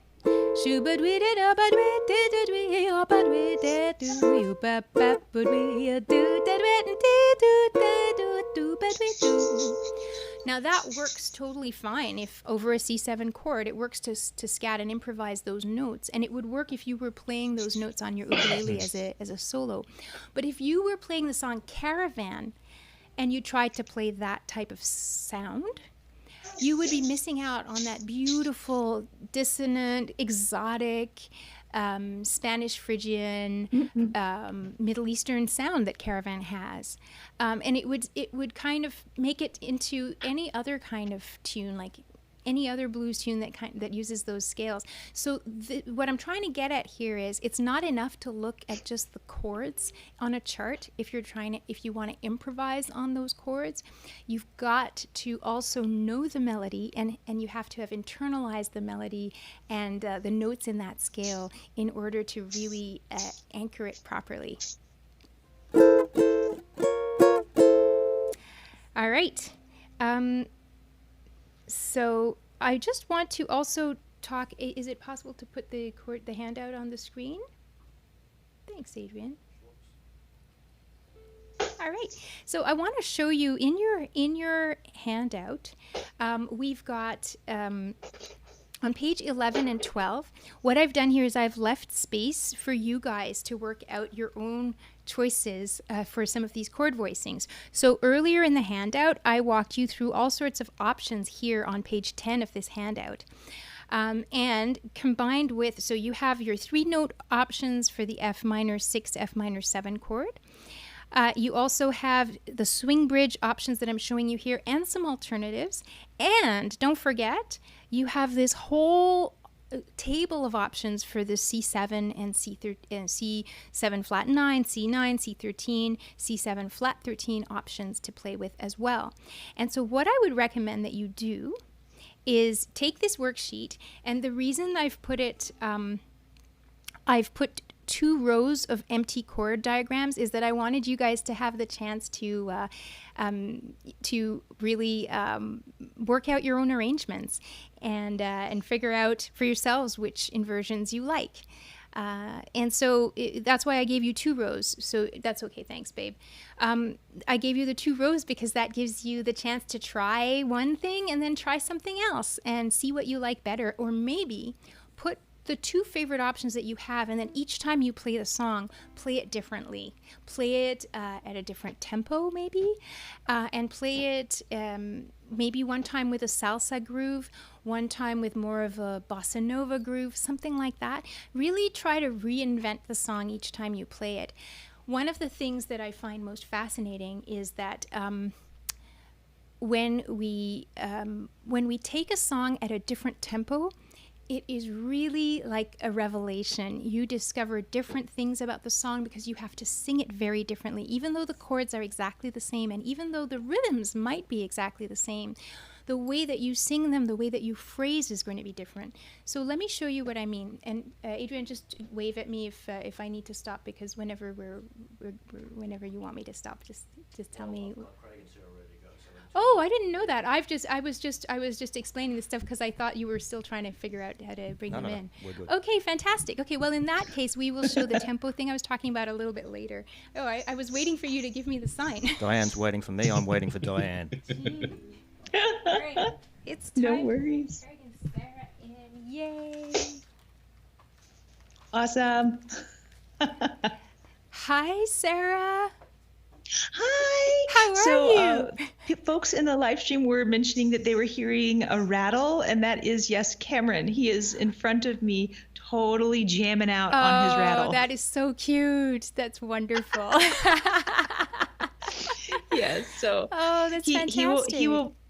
He'll do intermittent percussion for us. I can't hear her. And I just lost audio. Sorry, Sarah, I just lost you there. Oh no. Okay, there you are. You're back. Okay, excellent. Yeah, but so on occasion, you'll get to hear him. Luckily he's in a good mood now. So he's having a lot of fun playing. Yay. So Sarah, I love this lesson on Caravan, by the way. It's awesome. Thank you so much. Well, we had a lot of fun preparing for it, and I had a lot of fun and a few moments of anxiety trying to prepare the handout because my software publishing stuff was kind of conking out on me. But anyway, I'm glad it all worked out okay. Phew. Awesome. That's right. Now, before we move forward, I can we get everyone in the chat to shout out or write some nice words for the amazing Diane and Adrian today. This was incredible. Yes, and don't forget to like the video too. Oh, thank you. And subscribe to this channel because I subscribed to it actually when you first started. You guys are such pros. I can tell these guys have done this so many times, right? They're like, don't forget to subscribe. I forgot to ask for that. Thank you so much, Sarah and Craig. Yeah, of course. We love what you do. We really appreciated. Thank you so much also for having us on your live stream yesterday. So for those of you, if anybody missed it, it's up on Craig and Sarah's YouTube channel. They did a very interesting and in-depth analysis of all the tech involved in live streaming, and they talked about different levels of tech that are needed depending on your budget, levels of tech that you can and use it depending on your budget. It was great.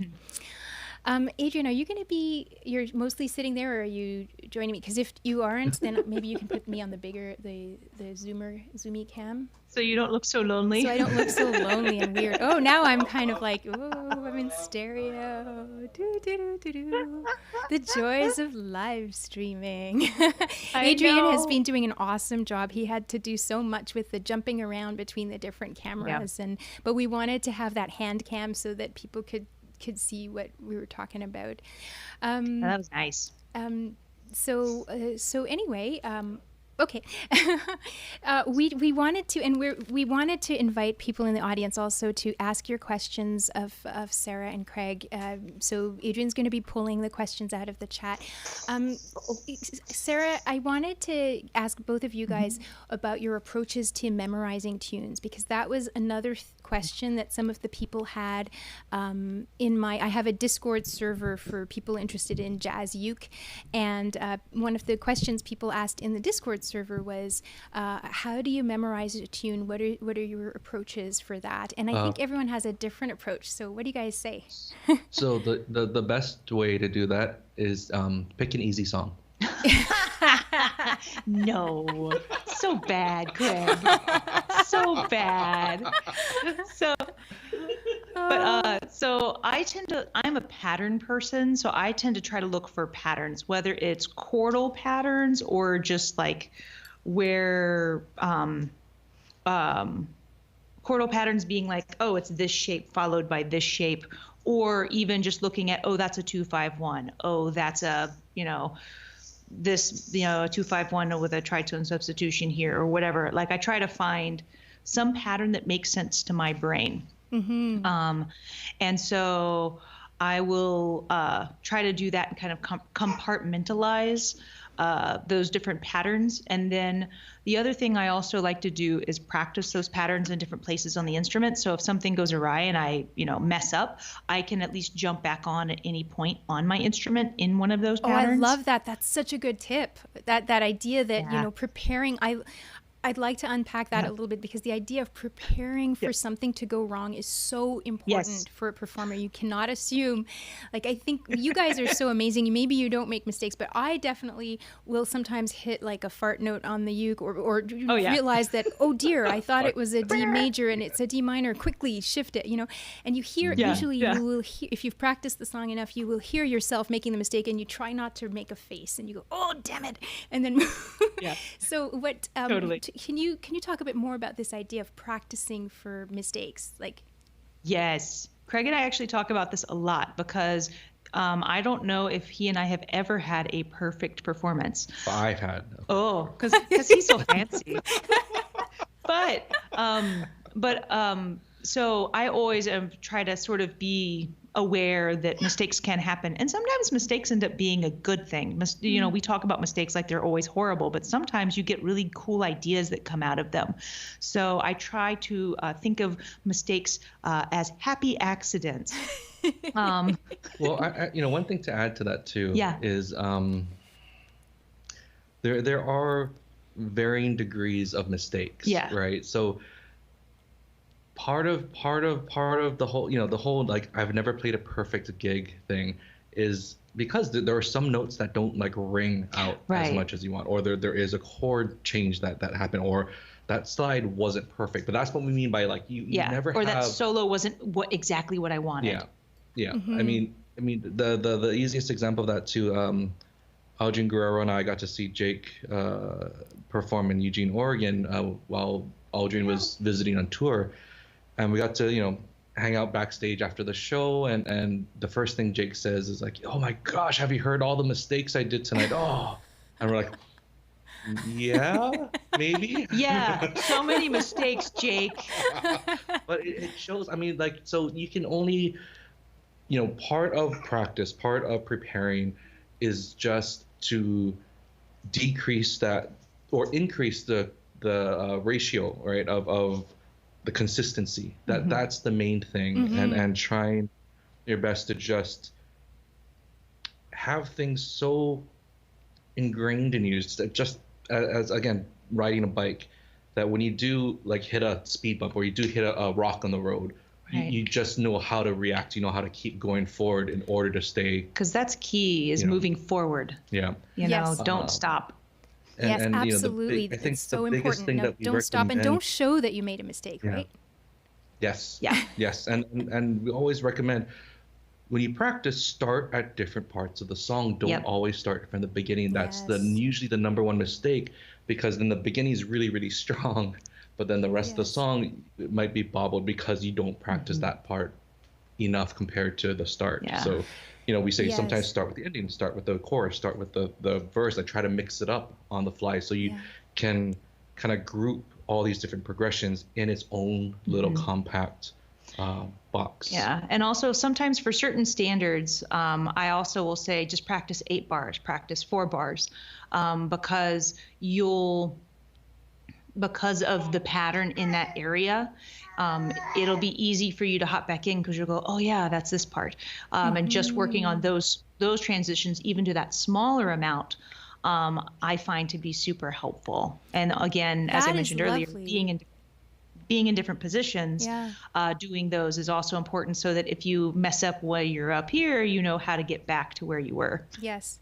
So I think that's a really good tip, Sarah. What you said was almost like breaking it down into like a modular, like deconstructing the song into little modules, so that you're very familiar with a certain chunk of it. And it's what's interesting about jazz is there are so many of these little modules or patterns, right? Like you'll have a 2, 5, 1, 6, let's say, and if you know that pattern. Oh, look at the Cameron cutie. Oh, my goodness. He's so Cam. sweet. The Cam. If you know that pattern, then it's much easier to also to recognize that pattern and remember. Like, I think one of the things that's so valuable about 2-5-1s or 1-6-2-5s or whatever is that because they're so ubiquitous in jazz, if you can actually train your ear to recognize what's coming next and go, okay, it sounds like da da da da. And so I go, okay, that's 2-5, 3-6, whatever. And then you'll kind of remember, like, okay, I might make a mistake, but I know that that's happened already, so where do I move to next? Right. And you can also steal bits of that and apply them to other songs, because jazz standards are so not similar, but those little patterns are so they're similar from one to the next. And some of them are super similar. I mean, for example, a mistake I made once at a gig, and luckily I had a bass player who followed me through this mistake. So the Nearness of You and Misty are really similar as far as their A sections, right? Yeah. So I'm playing the Nearness of You. It's an instrumental. I'm going. Oh, Cameron is concurring. So it's an instrumental, and all of a sudden at the B section, I go to Misty instead. Wow. And people must have thought, oh, she's doing a cool mashup. Right. Thank goodness the bass player recognized it immediately, and he just followed me through, and then we ended with Misty, and it was lovely. Awesome. That is so cool. But again, then luckily, so that is something that can happen when you are playing standards, because they can be so similar. But but I think actually, what I think we did? We ended with Misty, but I think I actually went back to the Nearness of You, finished it, and then I came back in and started with Misty and just made a really long medley. Cool. I think is what I actually ended up doing at the gig. But it's one of those things where, if you practice with those little compartments, even if you make a mistake like that, the audience really didn't seem to notice. And I didn't actually notice I had made the mistake until we were done with the B section, and I went, oh no. I love that. You were so in the moment. You got transported by the song and you just went there. That's beautiful. And it's one of those happy accidents you were talking about, that it was a good thing in a way, because it forced you to do a very unusual medley. I think that's so cool. It's funny that we were talking, I was teaching a workshop on the jazz standard Alice in Wonderland, which is a lovely jazz waltz in 3/4. And the whole first 10 bars of it or so are identical to Les Feuilles to Autumn Leaves. It's the same chord progressions. So it's really cool.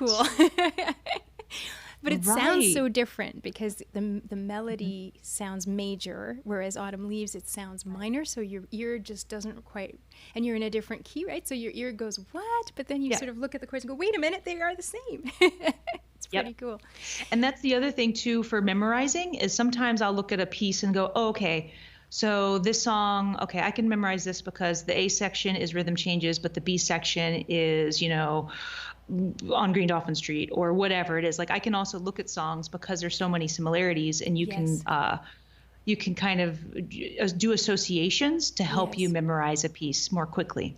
That's really cool. I like that idea of trying to anchor it in a different song. Do you have some tips? One of the things I sometimes find difficult from memorizing the lyrics side of things now is songs. I like songs that have a very strong narrative, like songs that are telling a story, because I tend to visualize the story in the lyrics and go like, okay, the first lyric talked about a day, the next stanza talks about a year, and maybe the final stanza talks about your life. And so in my mind, I'm like, okay, there's a progression, there's a logical progression here, because otherwise sometimes it's easy to sing the wrong A sections in the wrong order. I just wonder, like, so that's my preference, is to choose melodies and lyrics that have a logic that help me to remember the story of the song. And then I've also had abject failures. Like, there's one song that I just love. It's called My Little Boat, and in Portuguese it's O Barquinho.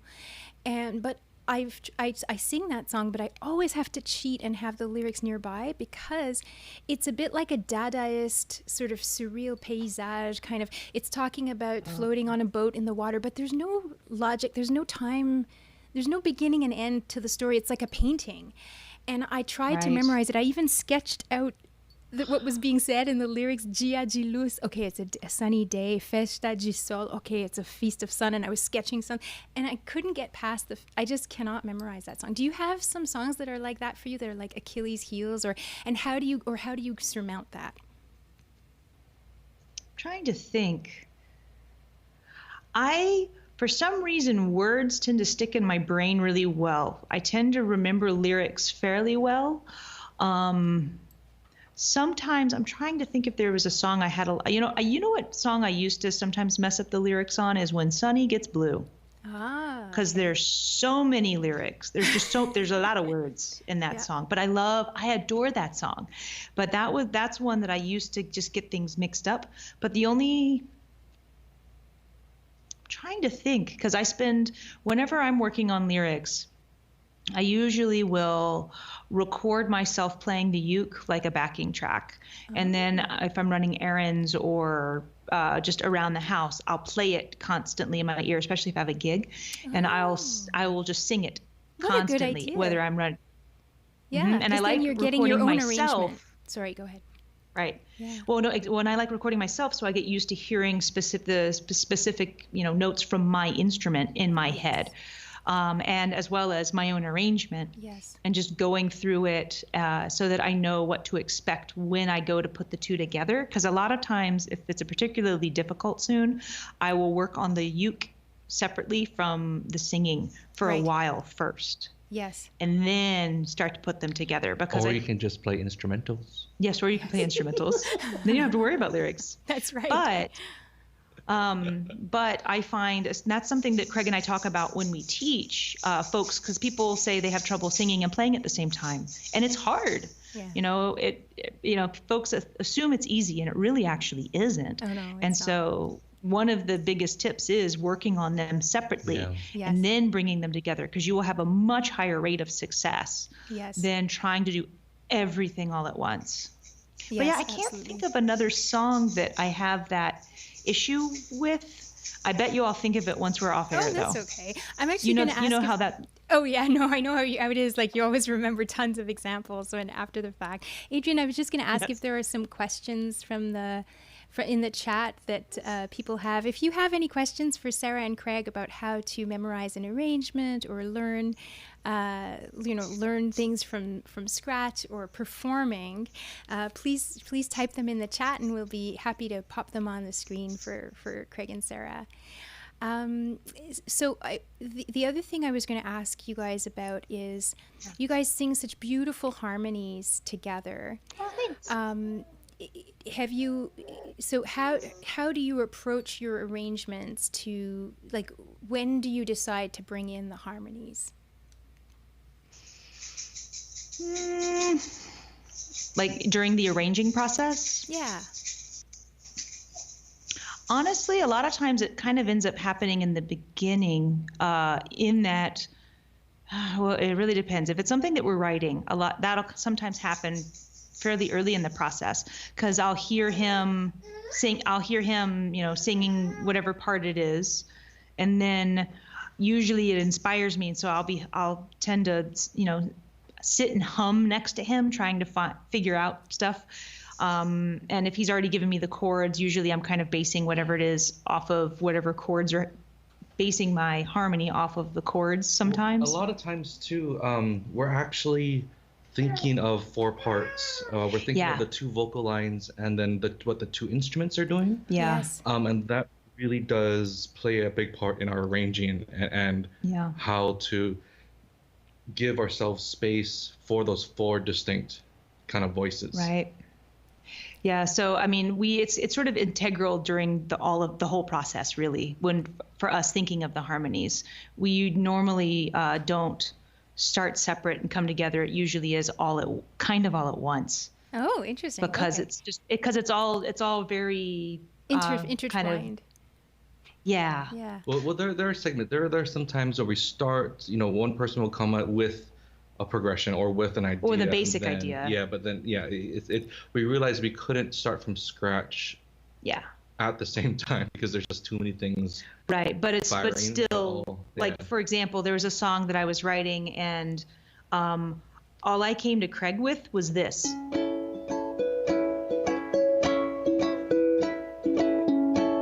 That was it. Oh, that's so pretty. I recognize that. Right? Yeah. Yeah. And that was all I came to him with. I said, this is the story of the song, and this is the first, sort of progression of the song. And then Craig picked up his instrument and immediately started doing a different cascading line where we met in the middle, but we were going in opposite directions. And then the song progressed from there. So, I had the base idea of what we were going to do, but very early in the process went to him to show him the idea, because I knew that the rest of it would come quickly if I did. Oh my God. There's a question about how do you figure out the harmonies and whatnot? I have one quick little exercise. Can you do it, babe? That was taught to me in my high school choir director, and it's something he did on the piano. But let's say one. So starting with the C note, and you can practice this as well. But we're playing the 1 3 2 4 3 5 4 2 1 notes in the scale. So it's going to sound like this: 1 3 2 4 3 5 4 2 1. Now the reason why this is so incredible is that once you practice this and get it under your belt, you because you're saying the exact note within that scale, it's so easy to be like, let's say I'm playing in D. 1 3 2 4 3 5 4 2 1, and you can already be able to jump to these different kind of notes in the chord. If you're playing in D, I can go from a 1 3 2 4. I mean, so it's an amazing way to instinctively jump to these different kind of notches in that because scale. you're going in intervals By instead using of doing linear arpeggio. That's really cool. Yes. And it's been one of the most easy things to kind of be able to instantly find, your third, instantly find what the 5 sounds like, or 4, Yeah. And then somebody had actually, Yes. And somebody had actually mentioned with memorizing lyrics, writing them down. I forgot to say that. Thank you for saying that in the comments. Yes, I actually, for particularly difficult songs, I will write out lyrics a bunch of times. A particular example I have of that actually was learning a song phonetically. We were going to go to Japan, and I was asked like less than 48 hours before we left if I could sing a song in Japanese. I do not speak Japanese, but I said, sure. Wow. That's brave. So I spent the entire 9-hour flight writing out the song phonetically while listening to it. Yes. And it was Sukiyaki is the song. And that song, and I also made sure to look up the translation. That way I could at least think about the emotion that was happening in the song when I was singing it. That's good. Yeah, because that song goes through the different seasons of the year. That's one thing, that song was really tricky because each chorus is slightly different. Oh. Because in the chorus, it's spring, fall, winter. It changes, so you have to everything's the same except for one or two lines. Wow, that is impressive. That is so impressive. That was tricky. But so for me, writing it out a ton phonetically and then just having it on my headphones the whole time and trying to write as fast as the singer sang it. Yes. So that I could get it right. And honestly, if I had to perform that song again, all I'd really need to do is review it a couple times because it's pretty jammed in that memory. That's wonderful. Which is great. Yeah. Hopefully we can go to Japan again. One thing I'm sure they appreciated that. They must have just loved that. That must have just been so special, right? Yeah. It was really fun. Adrian, sorry. So Miles had a question about whether you guys have any tips for memorizing jazz chords. Cool. So real quick before we get into that, also the whole thing about the scales too. Make sure you move up chromatically when you're doing the 1 3 2 4 3 5 4 2 1. But also when you are practicing your scales, like all of you should be on your ukulele, try to sing with that as well. Because part of it is knowing what to expect when you hear when you're playing a certain fret. Part of that connection, that association, that's what separates kind of playing along or actually it becoming a part of your body. That in that sense, the anticipation and knowing what it's going to sound like before you even hit that note. That's really that extra kind of step. And I found too with practicing that was the gateway to being able to create solos on my instrument, because then I knew what to expect and I could vocalize what I wanted. And also play what you wanted. If you hear something in your head, you can eventually go, okay, that's here, right? That's pretty exactly. amazing. Yeah. Wonderful. And so the question about memorizing jazz chords. So when I first started playing, I used a pattern-based approach where I would say, okay, if I am playing, C minor, if the progression is C minor, F7, and B flat major 7. So that would be barring the 3rd fret for C minor 7. Then there's an F7, and then there's B flat major 7 you could do here, which is 3, 2, 1 open, or 3, 5, 5, 5. Well, one thing that I was doing was going, okay, well, is there a pattern I can play so that it will I can move it around on the fretboard really easily? And the way I just did it for you isn't the easiest, but if I make that F7, say, an F9 chord, I could do C minor 7 barring the 3rd fret, and then the F9, which is nearby, really easy to reach, which is 2, 3, 3, 3, and then move up to 3, 5, 5, 5. For me, finding these patterns like this helped me with memorizing, because then I can go, okay, I see, D minor followed by G7, and then C major 7. Oh, I could do it up here. Et cetera, and moving it up exponentially on the fretboard. So finding closed chords and finding patterns that way.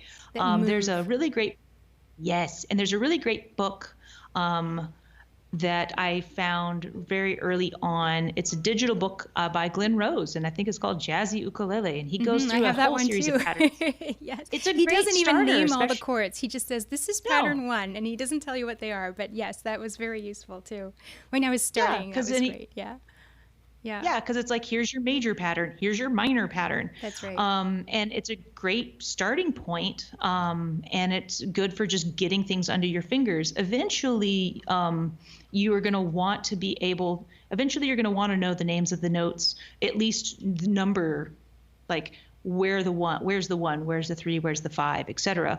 That's under your fingers, because eventually you'll want to manipulate those chords and create, leading tones and alterations, etc. Yeah. So, but if you're just trying to get the basics under your fingers, I found patterns to be the best way. There's a couple other things that we talk about. Sarah will be the first to say too, when you're trying to learn certain chords that are new, instead of a C chord during the next jam, play a C6. Right. Or instead of a D minor, play that D minor 7 or the D minor 6. Start one chord at a time. Yeah.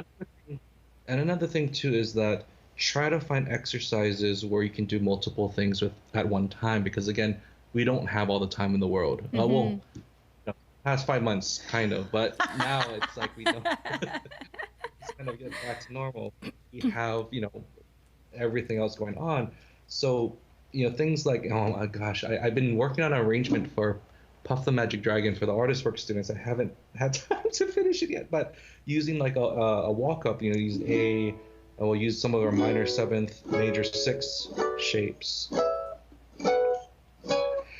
Because it's one thing to memorize patterns, but also you have to be able to train your fingers to even play some of these wackadoodle shapes. So, and if that's not set first, you're going to be so frustrated moving forward, because you hear it in your head and you know where to go, but if your fingers aren't there yet, if they're not stretched out enough and have that muscle memory, it doesn't make a difference. You have to get that foundation down first. Yes. So, look at those. And again, a lot of times I tell students to start with the minor 7, major 6 shapes, because you're going to see that a ton. Yes. Yeah. And exactly. there's the other variations that are based off of those shapes. So that to me is a great starting point, but really fine tune these shapes so that you're not overly squeezing, so that you're trying to be efficient. And then from there, you can push off to wherever you want, but make sure, just like when you first started, it's easy to pick up and start playing, but then you realize, oh, I'm not as clean as I thought I was. And you go back and you kind of work on that accuracy, work on that touch. Yes. So don't forget, even when you're learning these new shapes, you have to put that time into to make it sound just as good as everything else. Absolutely. Funny, we actually have a student in the live chat saying, "I'm waiting on that Puff the Magic Dragon." Sorry, that's Susan. So sweet. And for those of you, I know some of you might have joined who are here from our Saturday Jazz crowd who've watched our live streams in the past. In case you're just joining us for 3 o'clock, we are running just a little bit late, but I hope you're enjoying very much meeting these wonderful musicians, Sarah Maisel and Craig Chee. They are masters of the ukulele. They also happen to be my ukulele teachers. I'm a proud student of theirs and have learned so much from both of them. I would say that it was the most joyful, happiest decision I ever made to join the Artist Work School. And it's brought me so much joy, especially during lockdown, to be able to, I've always played the ukulele and enjoyed it at home from a jazz arranging perspective, but I was singing mostly with big bands and with my own quartet and using the ukulele at home as a tool for arranging and for learning new songs and for writing. I write a lot of music myself, and I was using it as a composition tool. And then since we've gone into lockdown, Adrian and I have been performing, and we just have each other, and we can't play with other musicians. So I've had to sort of whip out the uke and turn into like a uke performer, and it's been a huge joy. And I have Sarah and Craig to thank for that. So I'm doing a little plug for them, and we are going to segue now to. We have a wonderful video collaboration that we did with Sarah, and Craig was busy, I think, because they were about to do a huge move to Hawaii. But I think before we play our collaboration video, I just wanted to sort of pivot a little bit and ask you guys just a short question, which is probably merits a long answer, and that is, how did you guys meet? How did you get together? And tell us a bit about how the uke brought you two together as a couple. She stalked me for years. And just, I did not. Oh my gosh. Leave me alone. This guy. So, sort of the short answer is we met in 2012. We had a mutual friend who was a luthier. Both of us had our own uke careers. Craig had his own band. I think it was the Craig Chee Band. And then I had my own. It was just Sarah Maisel, and I played jazz ukulele. And we both had a friend who was making instruments for us.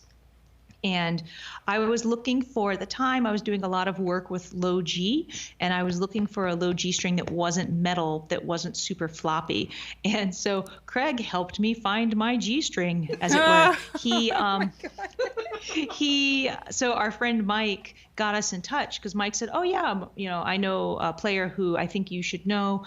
I think he can help you with your G string." So I emailed Craig, and Craig very kindly sent me a set of strings, not knowing who I was. And they ended up being great. They were PhD strings, and the low G on those was excellent. So I used that for years until we started working with GHS strings and created our own string sets. But I digress. So that was in 2012, I think. And then we met, maybe that was 11. And then 2012, we met at the NAMM show in Anaheim in person. And that was really cool to get to see him and hang out. And we're like, "Oh, this is great. Now I know you. So when I see you on the uke circuit, we can actually hang out." And then for some reason that year, we kept getting hired a ton at all of these different festivals at the same time. And Craig loves to collaborate with people. And so because he saw we would be like at the next 3 or 5 festivals, he said, "Oh, why don't we have a couple songs in our back pocket so during my set I can bring you up." And so we started working together some there. And the funny thing is, during all of this, while we were performing together, people were thinking we were a couple. We were in no way interested in being a couple because we thought that would be a terrible. First of all, we weren't really interested, but also it's a terrible idea to work with somebody that you are also dating. And so I think it was a year or a year and a half or so, I think, before we actually finally ended up dating. People were asking Craig about his wife well before we were dating. It was really funny. Yeah. So everyone saw the writing on the wall except us. Oh, wow. And then, we started dating, I think, in the latter part of 2013 or 2014. I don't remember now. And then 2015, we got married. And then we had Cameron this year in January. Aww. But the uke completely brought us together. If it wasn't for this instrument, we would have never met. And just being hired at those festivals, just right place, right time. It's really amazing how it all kind of came together. And Craig and I are constantly thanking this instrument and just the community in general, because it's the uke community that brought us together, and it's something that we will always, always cherish, and we are always so incredibly grateful to the community behind this instrument. Yes, I've never met such happy and warm and loving people as ukulele people. Yeah. You know, you go to a festival and it's like you just want to, and the one thing we can't do right now is hug each other. But I consider this live stream is our chance to give everybody, all of you watching, a huge hug. Please know that we miss you, and we can't wait to be back in person with you so we can make music together in the same space. So I just want to thank you both so much for being guests on our live stream today. It's been a blast to have you on. Thank you very much, and thank you for everything that you guys do for the ukulele community, because for those that are not aware, Sarah and Craig have organized these mammoth festivals, 3 of them now, all-day events that you can watch on their YouTube channel. We put a link to their website in the credits for today at the end of the I thing. have so much gray hair because of this. I'm sure. Just knowing, you guys were seeing what Adrian and I go through a lot, but he has set everything up like a little TV studio in here today, and it's just so much work. And we're grateful for you guys. We know how much work it was for you. One quick thing before you segue to the next thing. We have watched you guys do so much for the community, and Diane, you know that we were big fans of you guys for a while now, and I'm so glad you're doing more, and that you're teaching. You both are great teachers. Even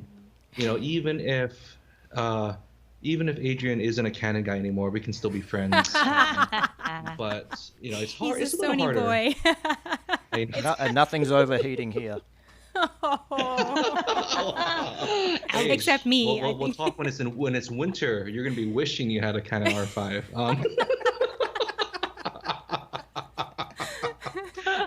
No, but you talk about the ukulele community being so wonderful, and you guys are a perfect example and a perfect fit. And I love that you're bringing all the experience from your singing career into how you approach the ukulele, and the ukulele community is so better off because of that, and you guys are doing a fantastic job. Oh my goodness. Please keep it up. Keep it up. Thank you so much, you guys. As I said, you are just such a gift in our lives, and I feel lucky to count you guys as teachers, but also as friends. We were so excited to be able to come see you in San Diego, and thank God we did when we did, because now who knows. Right. Anyway, we will see each other again. As the Queen said, we will meet again. Yes. Aloha oi. Exactly. Aloha, exactly. So thank you both so very much, you guys, and we're going to play this video that we did now, a collaboration at a distance on the song East of the Sun. Thank you, you guys. See you guys. Bye. Thank you guys. Bye. Aloha. Bye. Oh, they're so wonderful.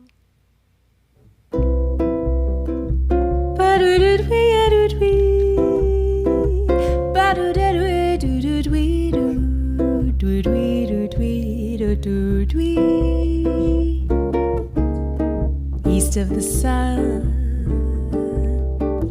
and west of the moon, we'll build a dream house of love, dear, close to the sun in the day, near to the moon at night. We'll live in a lovely way, dear, living on love and pale moonlight, just you and I, forever and a day. Love will not die, we'll keep it that way. Up among the stars we'll find a harmony of life to a lovely tune. East of the sun of the moon, dear, east of the sun.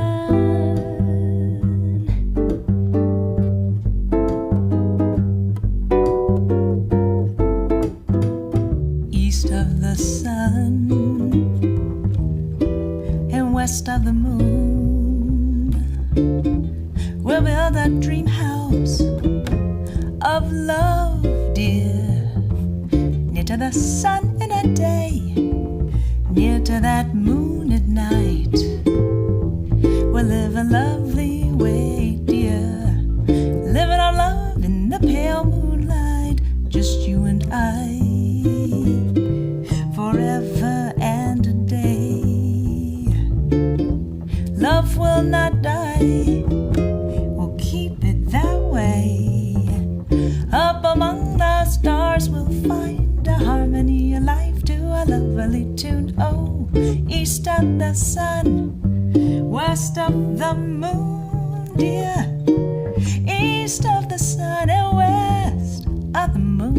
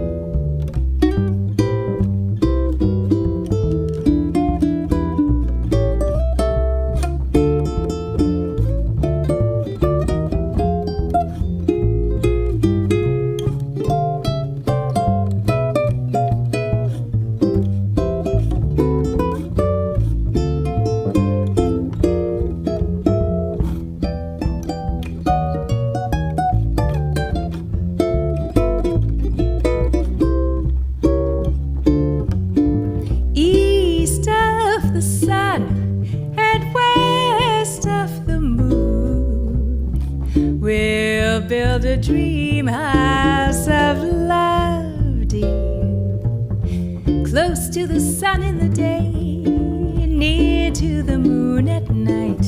We'll live in a lovely way, dear, living on love and pale moonlight, just you and I, forever and a day. Love will not die, we'll keep it that way. Up among the stars we'll find a harmony, a life to a lovely tune. Oh, east of the sun, west of the moon, dear, east of the sun and west of the moon.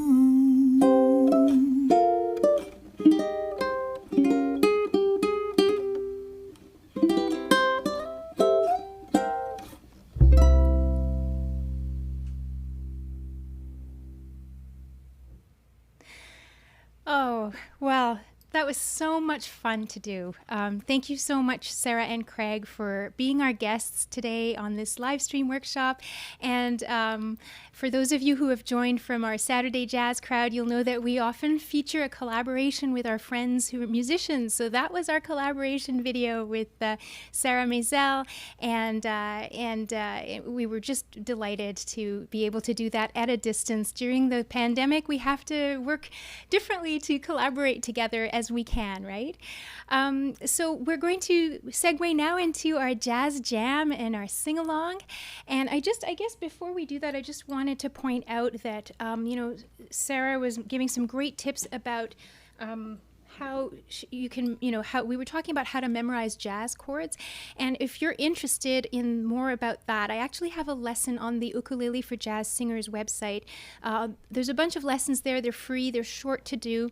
And it basically takes you through one of the major 2-5-1 patterns on the ukulele. There's a download, a backing track you can use, as well as a couple of handouts. And the lesson aims to sort of show you the ukulele chord patterns for each in all 12 keys.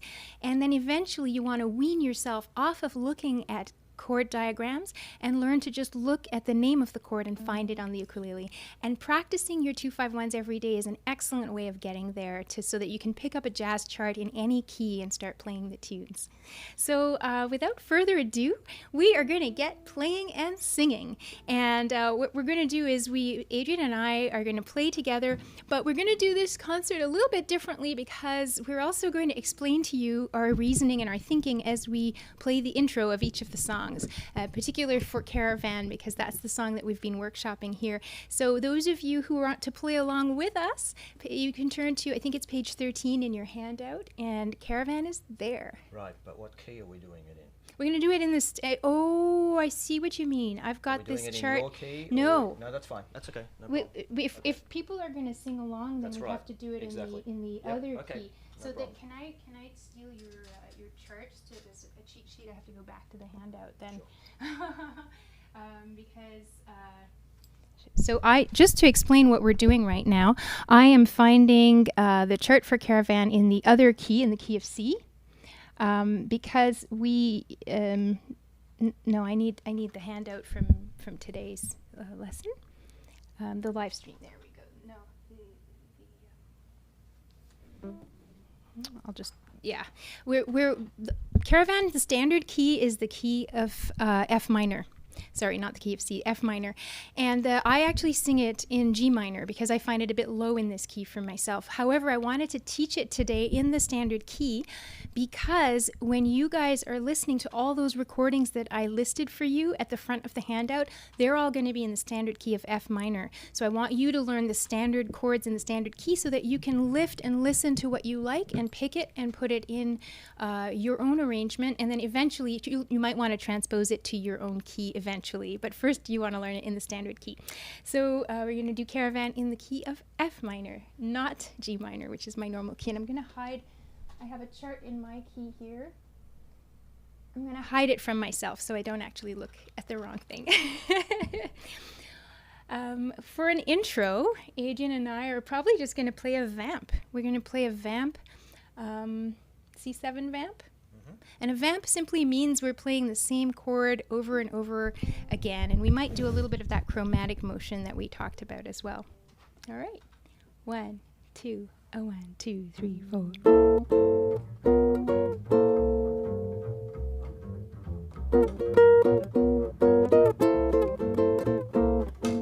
Night and stars above that shine so bright.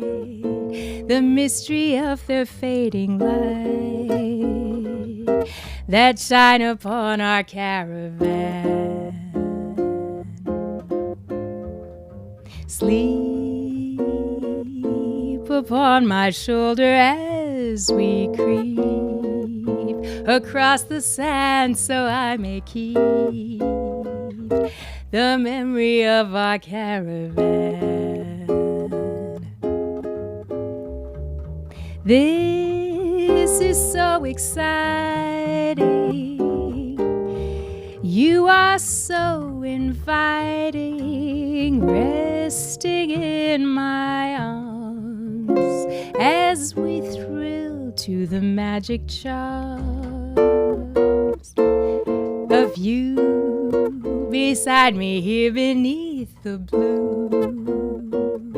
My dream of love is coming true inside our desert caravan.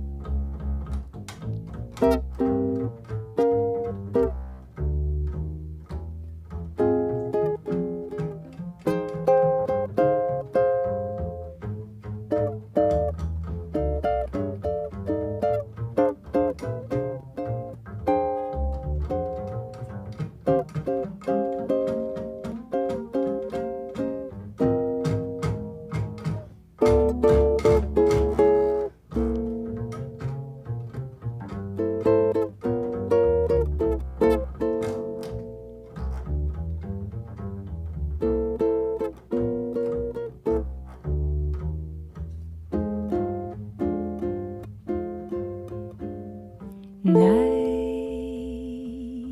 and stars above that shine so bright, the mystery of their fading light that shines upon our caravan.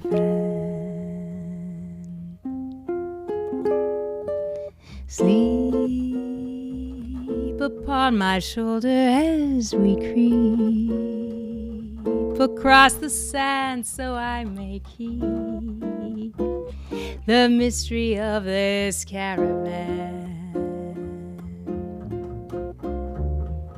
You are so invited. This is so exciting. Resting in my arms as we thrill to the magic charms of you. Beside me here beneath the blue, my dream of love is coming true. Inside our desert caravan, inside our desert caravan, inside our desert caravan.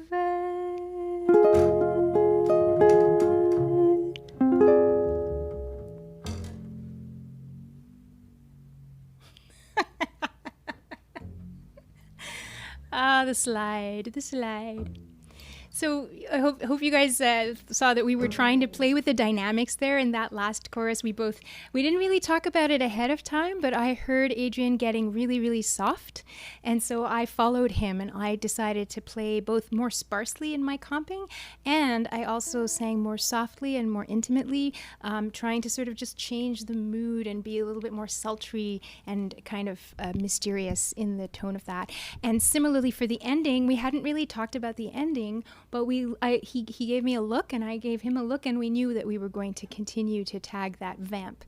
And again, it's just a question of listening, and we have been playing together a lot over the last few years, but we don't have to have sketched everything out ahead of time in our arrangement to work something out like that.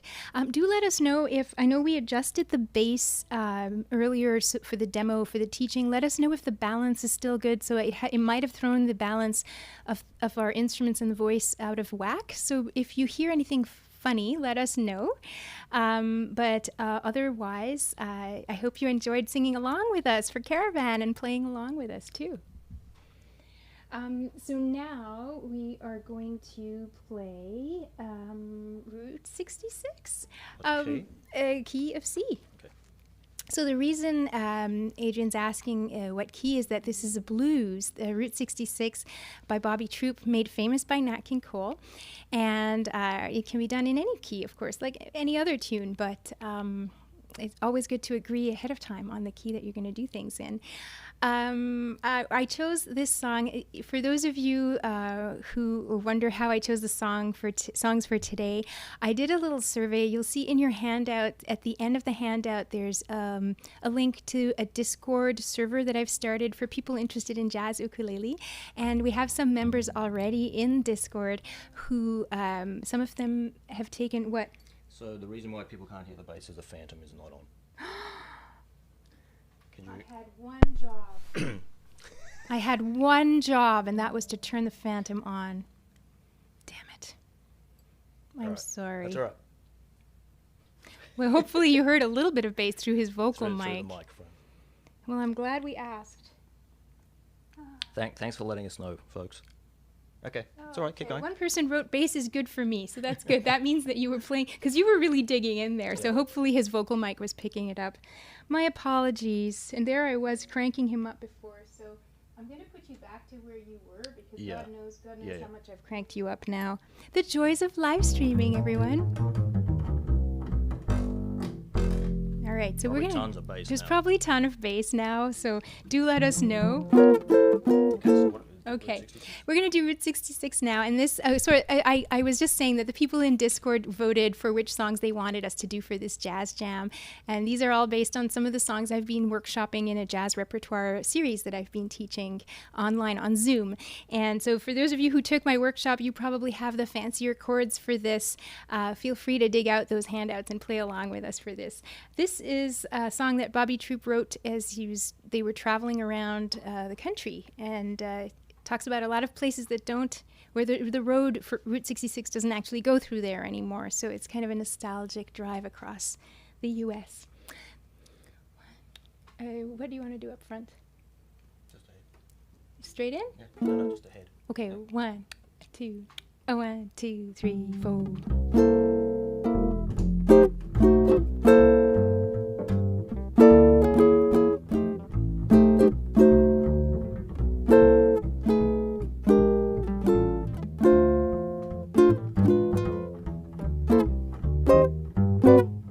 If you ever plan to motor west, travel my way, take the highway, that's the best. Get your kicks on Route 66. It winds from Chicago to LA, more than 2,000 miles all the way. Get your kicks on Route 66. Now it goes through St. Louis, Joplin, Missouri, Oklahoma City looks mighty pretty. You'll see Amarillo and Gallup, New Mexico, Flagstaff, Arizona. Don't forget Winona, Kingman, Barstow, San Bernardino. Won't you get hip to my timely tip when you make that California trip? Get your kicks on Route 66. Do bad witten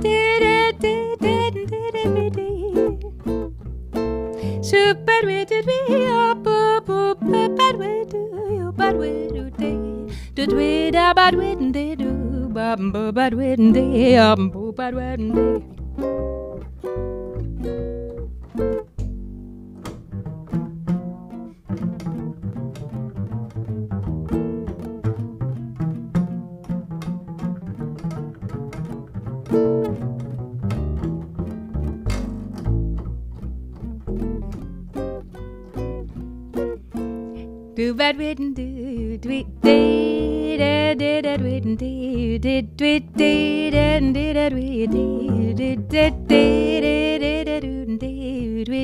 did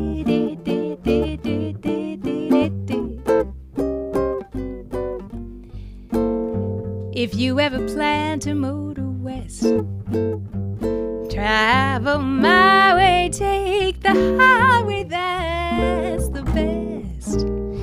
Get your kicks on Route 66. St. Louis and Joplin, Missouri. Oklahoma City looks mighty pretty, you'll see. Amarillo and Gallup, New Mexico. Flagstaff, Arizona, don't forget Winona, Kingman, Barstow, San Bernardino. Won't you get hip to my timely tip? When you make that California trip, get your kicks on Route 66. Have your fun on Route 61, but get your kicks on Route 66.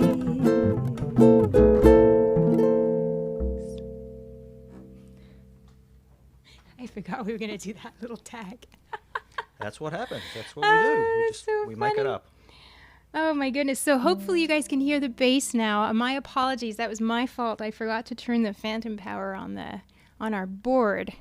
I'm just going to check to see. This is why Craig wants control of everything. Yeah.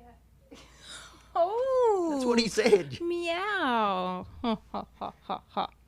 Ha ha ha ha. Okay. So this next song is called Corcovado, and it's a beautiful bossa nova that was written by Antonio Carlos Jobim.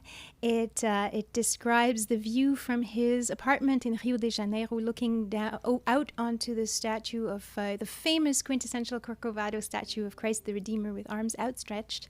And although I put the lyrics in English and in Portuguese in your handout, feel free to sing along in whichever language you want. I'm going to sing it in Portuguese. 1, 2, oh 1, 2, 3, 4.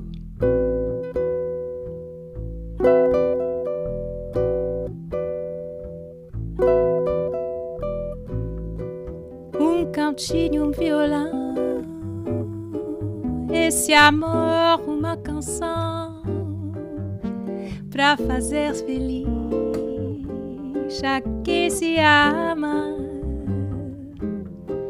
Muita calma pra pensar e ter tempo pra sonhar. Da janela ver seu Corcovado, o Redentor, que lindo. Quero a vida sempre assim, com você perto de mim, até o apagar da velha chama. E eu que era triste, descrente desse mundo, ao encontrar você eu conheci.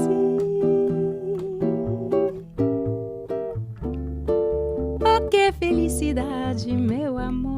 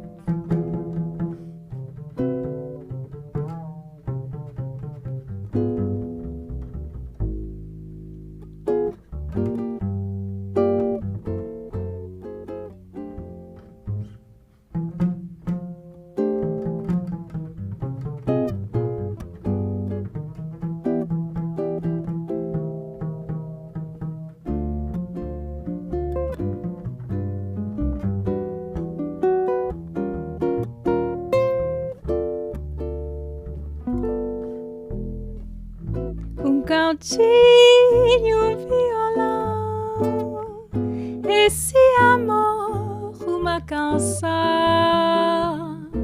pra fazer feliz a quem se ama. Muita calma pra pensar e ter tempo pra sonhar.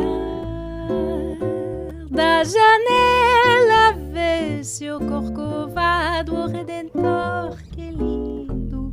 Quero a vida sempre assim, com você perto de mim, até o apagar da velha chama. E eu que era triste, descrente desse mundo, ao encontrar você eu conheci. Oh, que felicidade, meu amor.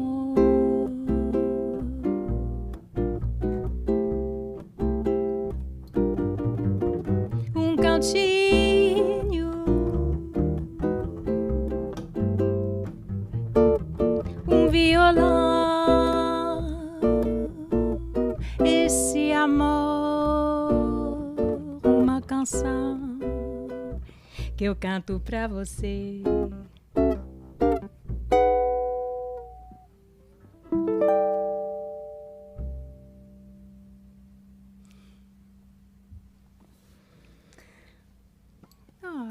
That's one of my all-time favorite songs. I recorded that on my second album called Tales My Mama Told Me. And I always think of my grandma when I sing that song. My grandma was from Goa, which is a part of India that used to be part of Portugal.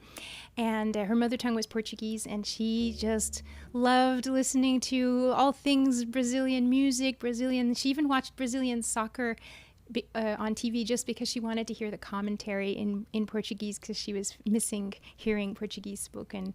That was before they had all these specialized cable channels, so she would take what she could get. Yeah. Aw. Oh. So we're coming up on our last song of the set, and I want to thank all of you so much for being with us today. We've had a blast doing this workshop. I hope you've gotten something out of it. I hope that it's given you some ideas on how to structure your approach to learning and arranging a jazz standard from scratch. Again, listening is so important, but beg stealing or borrowing little segments of riffs and rhythmic patterns like we discussed, that's going to stand you in really good stead as you develop your own approach to the jazz on the ukulele. Again, I wanted to invite any of you who are interested in joining the Discord server. It's totally free to join. It's a lot of fun. We go in there, we chat about things, and you can ask questions, and myself or somebody else will weigh in on their thoughts and approaches on things. And I'm also going to be giving a series of workshops. Somebody emailed me just before the workshop started to say that it looked like my Eventbrite workshops are sold out. They're not sold out. I just want to reassure you, I had a bit of a hiccup with Eventbrite, so I'm not going to be using Eventbrite going forward. If any of you bought tickets on Eventbrite, they're still valid. Don't worry about it. But I'm actually moving to my website platform for that. So just sign on, subscribe to the Ukulele for Jazz Singers website if you're interested in knowing more about the workshops. There's one coming up on August 2nd on Intro to Jazz Comping, and there will be more in the fall as well, in the summer and fall. And I'll email you very soon about figuring out a way to get people registered for that as well. I want to really say a huge thank you to three people, of course, Sarah and Craig, for being wonderful guests today, our special guests, to talk about all sorts of things about the challenges of learning songs. But a huge thank you as well to my husband, who's now gone off screen. He's going to read the chat. Where is the link for the Discord server written anywhere? Is it the link for the Discord server is actually in your handout on the last page of the handout, but I will also add it. We'll add it to the description of the video after today. We'll edit, or maybe Adrian is going to put it in there. It's just click on .link/talk jazz uke, I think. Yes, Adrian's written it in the chat. Thank you, Adrian. And on that note, I really want to thank Adrian, my husband Adrian, who is not only a wonderful jazz bassist, a band leader extraordinaire, doing such a great job with the Ottawa Jazz Orchestra, doing such wonderful big band orchestral music, and all of which, of course, is on hold right now because of the pandemic. But hopefully we're going to be back in the National Arts Centre very soon for a new season at some point. But in the meantime, he has been really just taking care of all the behind the scenes stuff today on this live stream, editing, splicing and dicing, cutting from one camera to the next. He had a camera on my hand so you guys could see the chord patterns. I can't thank him enough. I could not have done this without you. Thank you so much. We had fun, as we always do with these live streams. Yes. And actually, if I can plug something for, Yes, for any of please. you who are interested, I'm teaching a online wildlife photography workshop, and I'm actually teaching a group right now, and it runs for 5 weeks, and I think you can really learn a lot. So whether you're just interested in getting into wildlife photography, or you already do a little bit of it and you want to get a lot better, it's a really good thing. So I'm basically doing like 5 live streams, and then also I use a Discord server between the classes to chat and give people feedback on their images and so forth. And he won't blow his own horn, but I can tell you he is an outstanding wildlife photographer. Just he takes such beautiful pictures, and I think it's easy you've been chatting in as Adrian Cho Photography. That's his YouTube channel as well, so check him out on YouTube. And also he has a website also called Adrian Cho Photography. So What are we playing now? we're gonna finish up. This was by request from the people in our Discord server as well. They voted for Pennies from Heaven, so we're gonna do that one here. I think you've got it. That's okay. It's all right. All right. C in C, right? Oh boy, we somehow ended up doing. So tip for the wise, I usually avoid doing too many songs in the same key, just because it's not as interesting for the musicians to play. And it just coincidentally that I ended up playing 3 songs in C in a row. So the gods of jazz will have to just forgive me. Okay. So sing along with us, please, if you feel like it. It's good for the soul. This is scientifically proven that it is going to lift your spirits, and it's like getting a big hug when you sing, especially when you sing with other people. So please sing along with me if you feel like it. The lyrics are in your handout, and if you don't have the handout, then the lyrics are pretty straightforward, and you will undoubtedly recognize this song. Sure. 1, 2. 1, 2, 3, 4.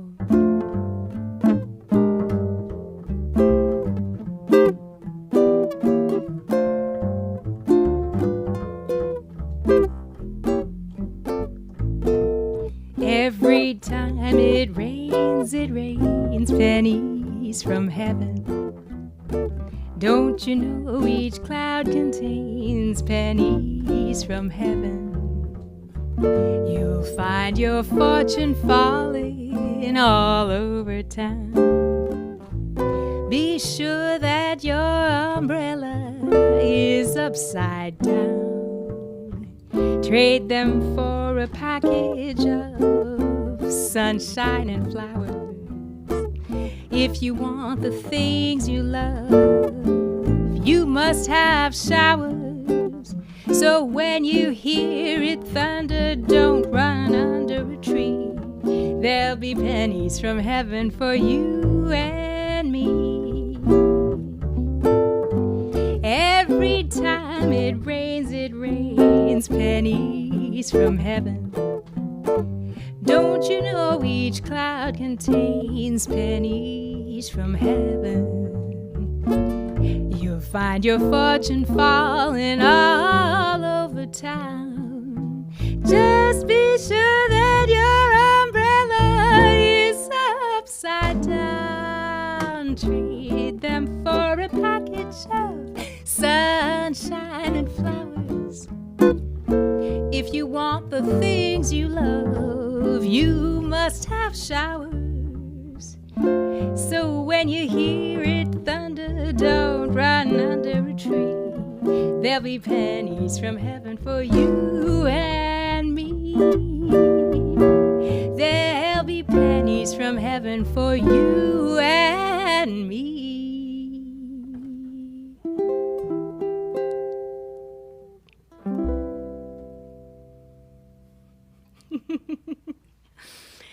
Oh, wow. Well, I must say it has gone by more quickly than I would have thought. Thank you so much for being with us today, everybody.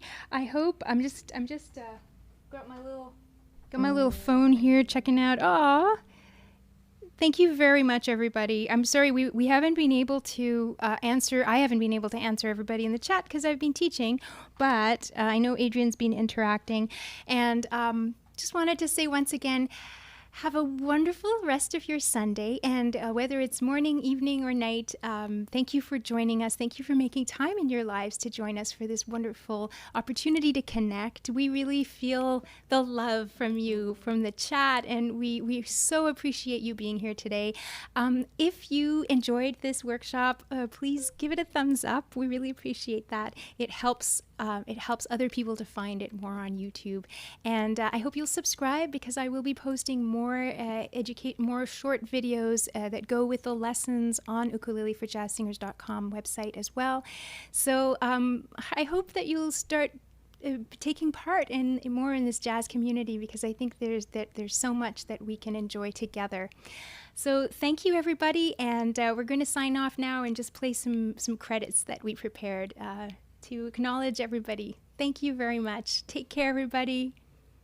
Je suis émerveillée par les petites choses, le parfum d'une rose, la lune, une toile d'araignée qui brille à la lumière d'un matin ordinaire, la neige.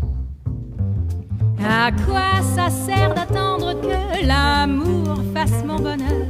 Je gagne quand j'écoute la musique dans mon cœur. Et quand on s'émerveille des plus petites choses, c'est là que le bonheur s'annonce enfin.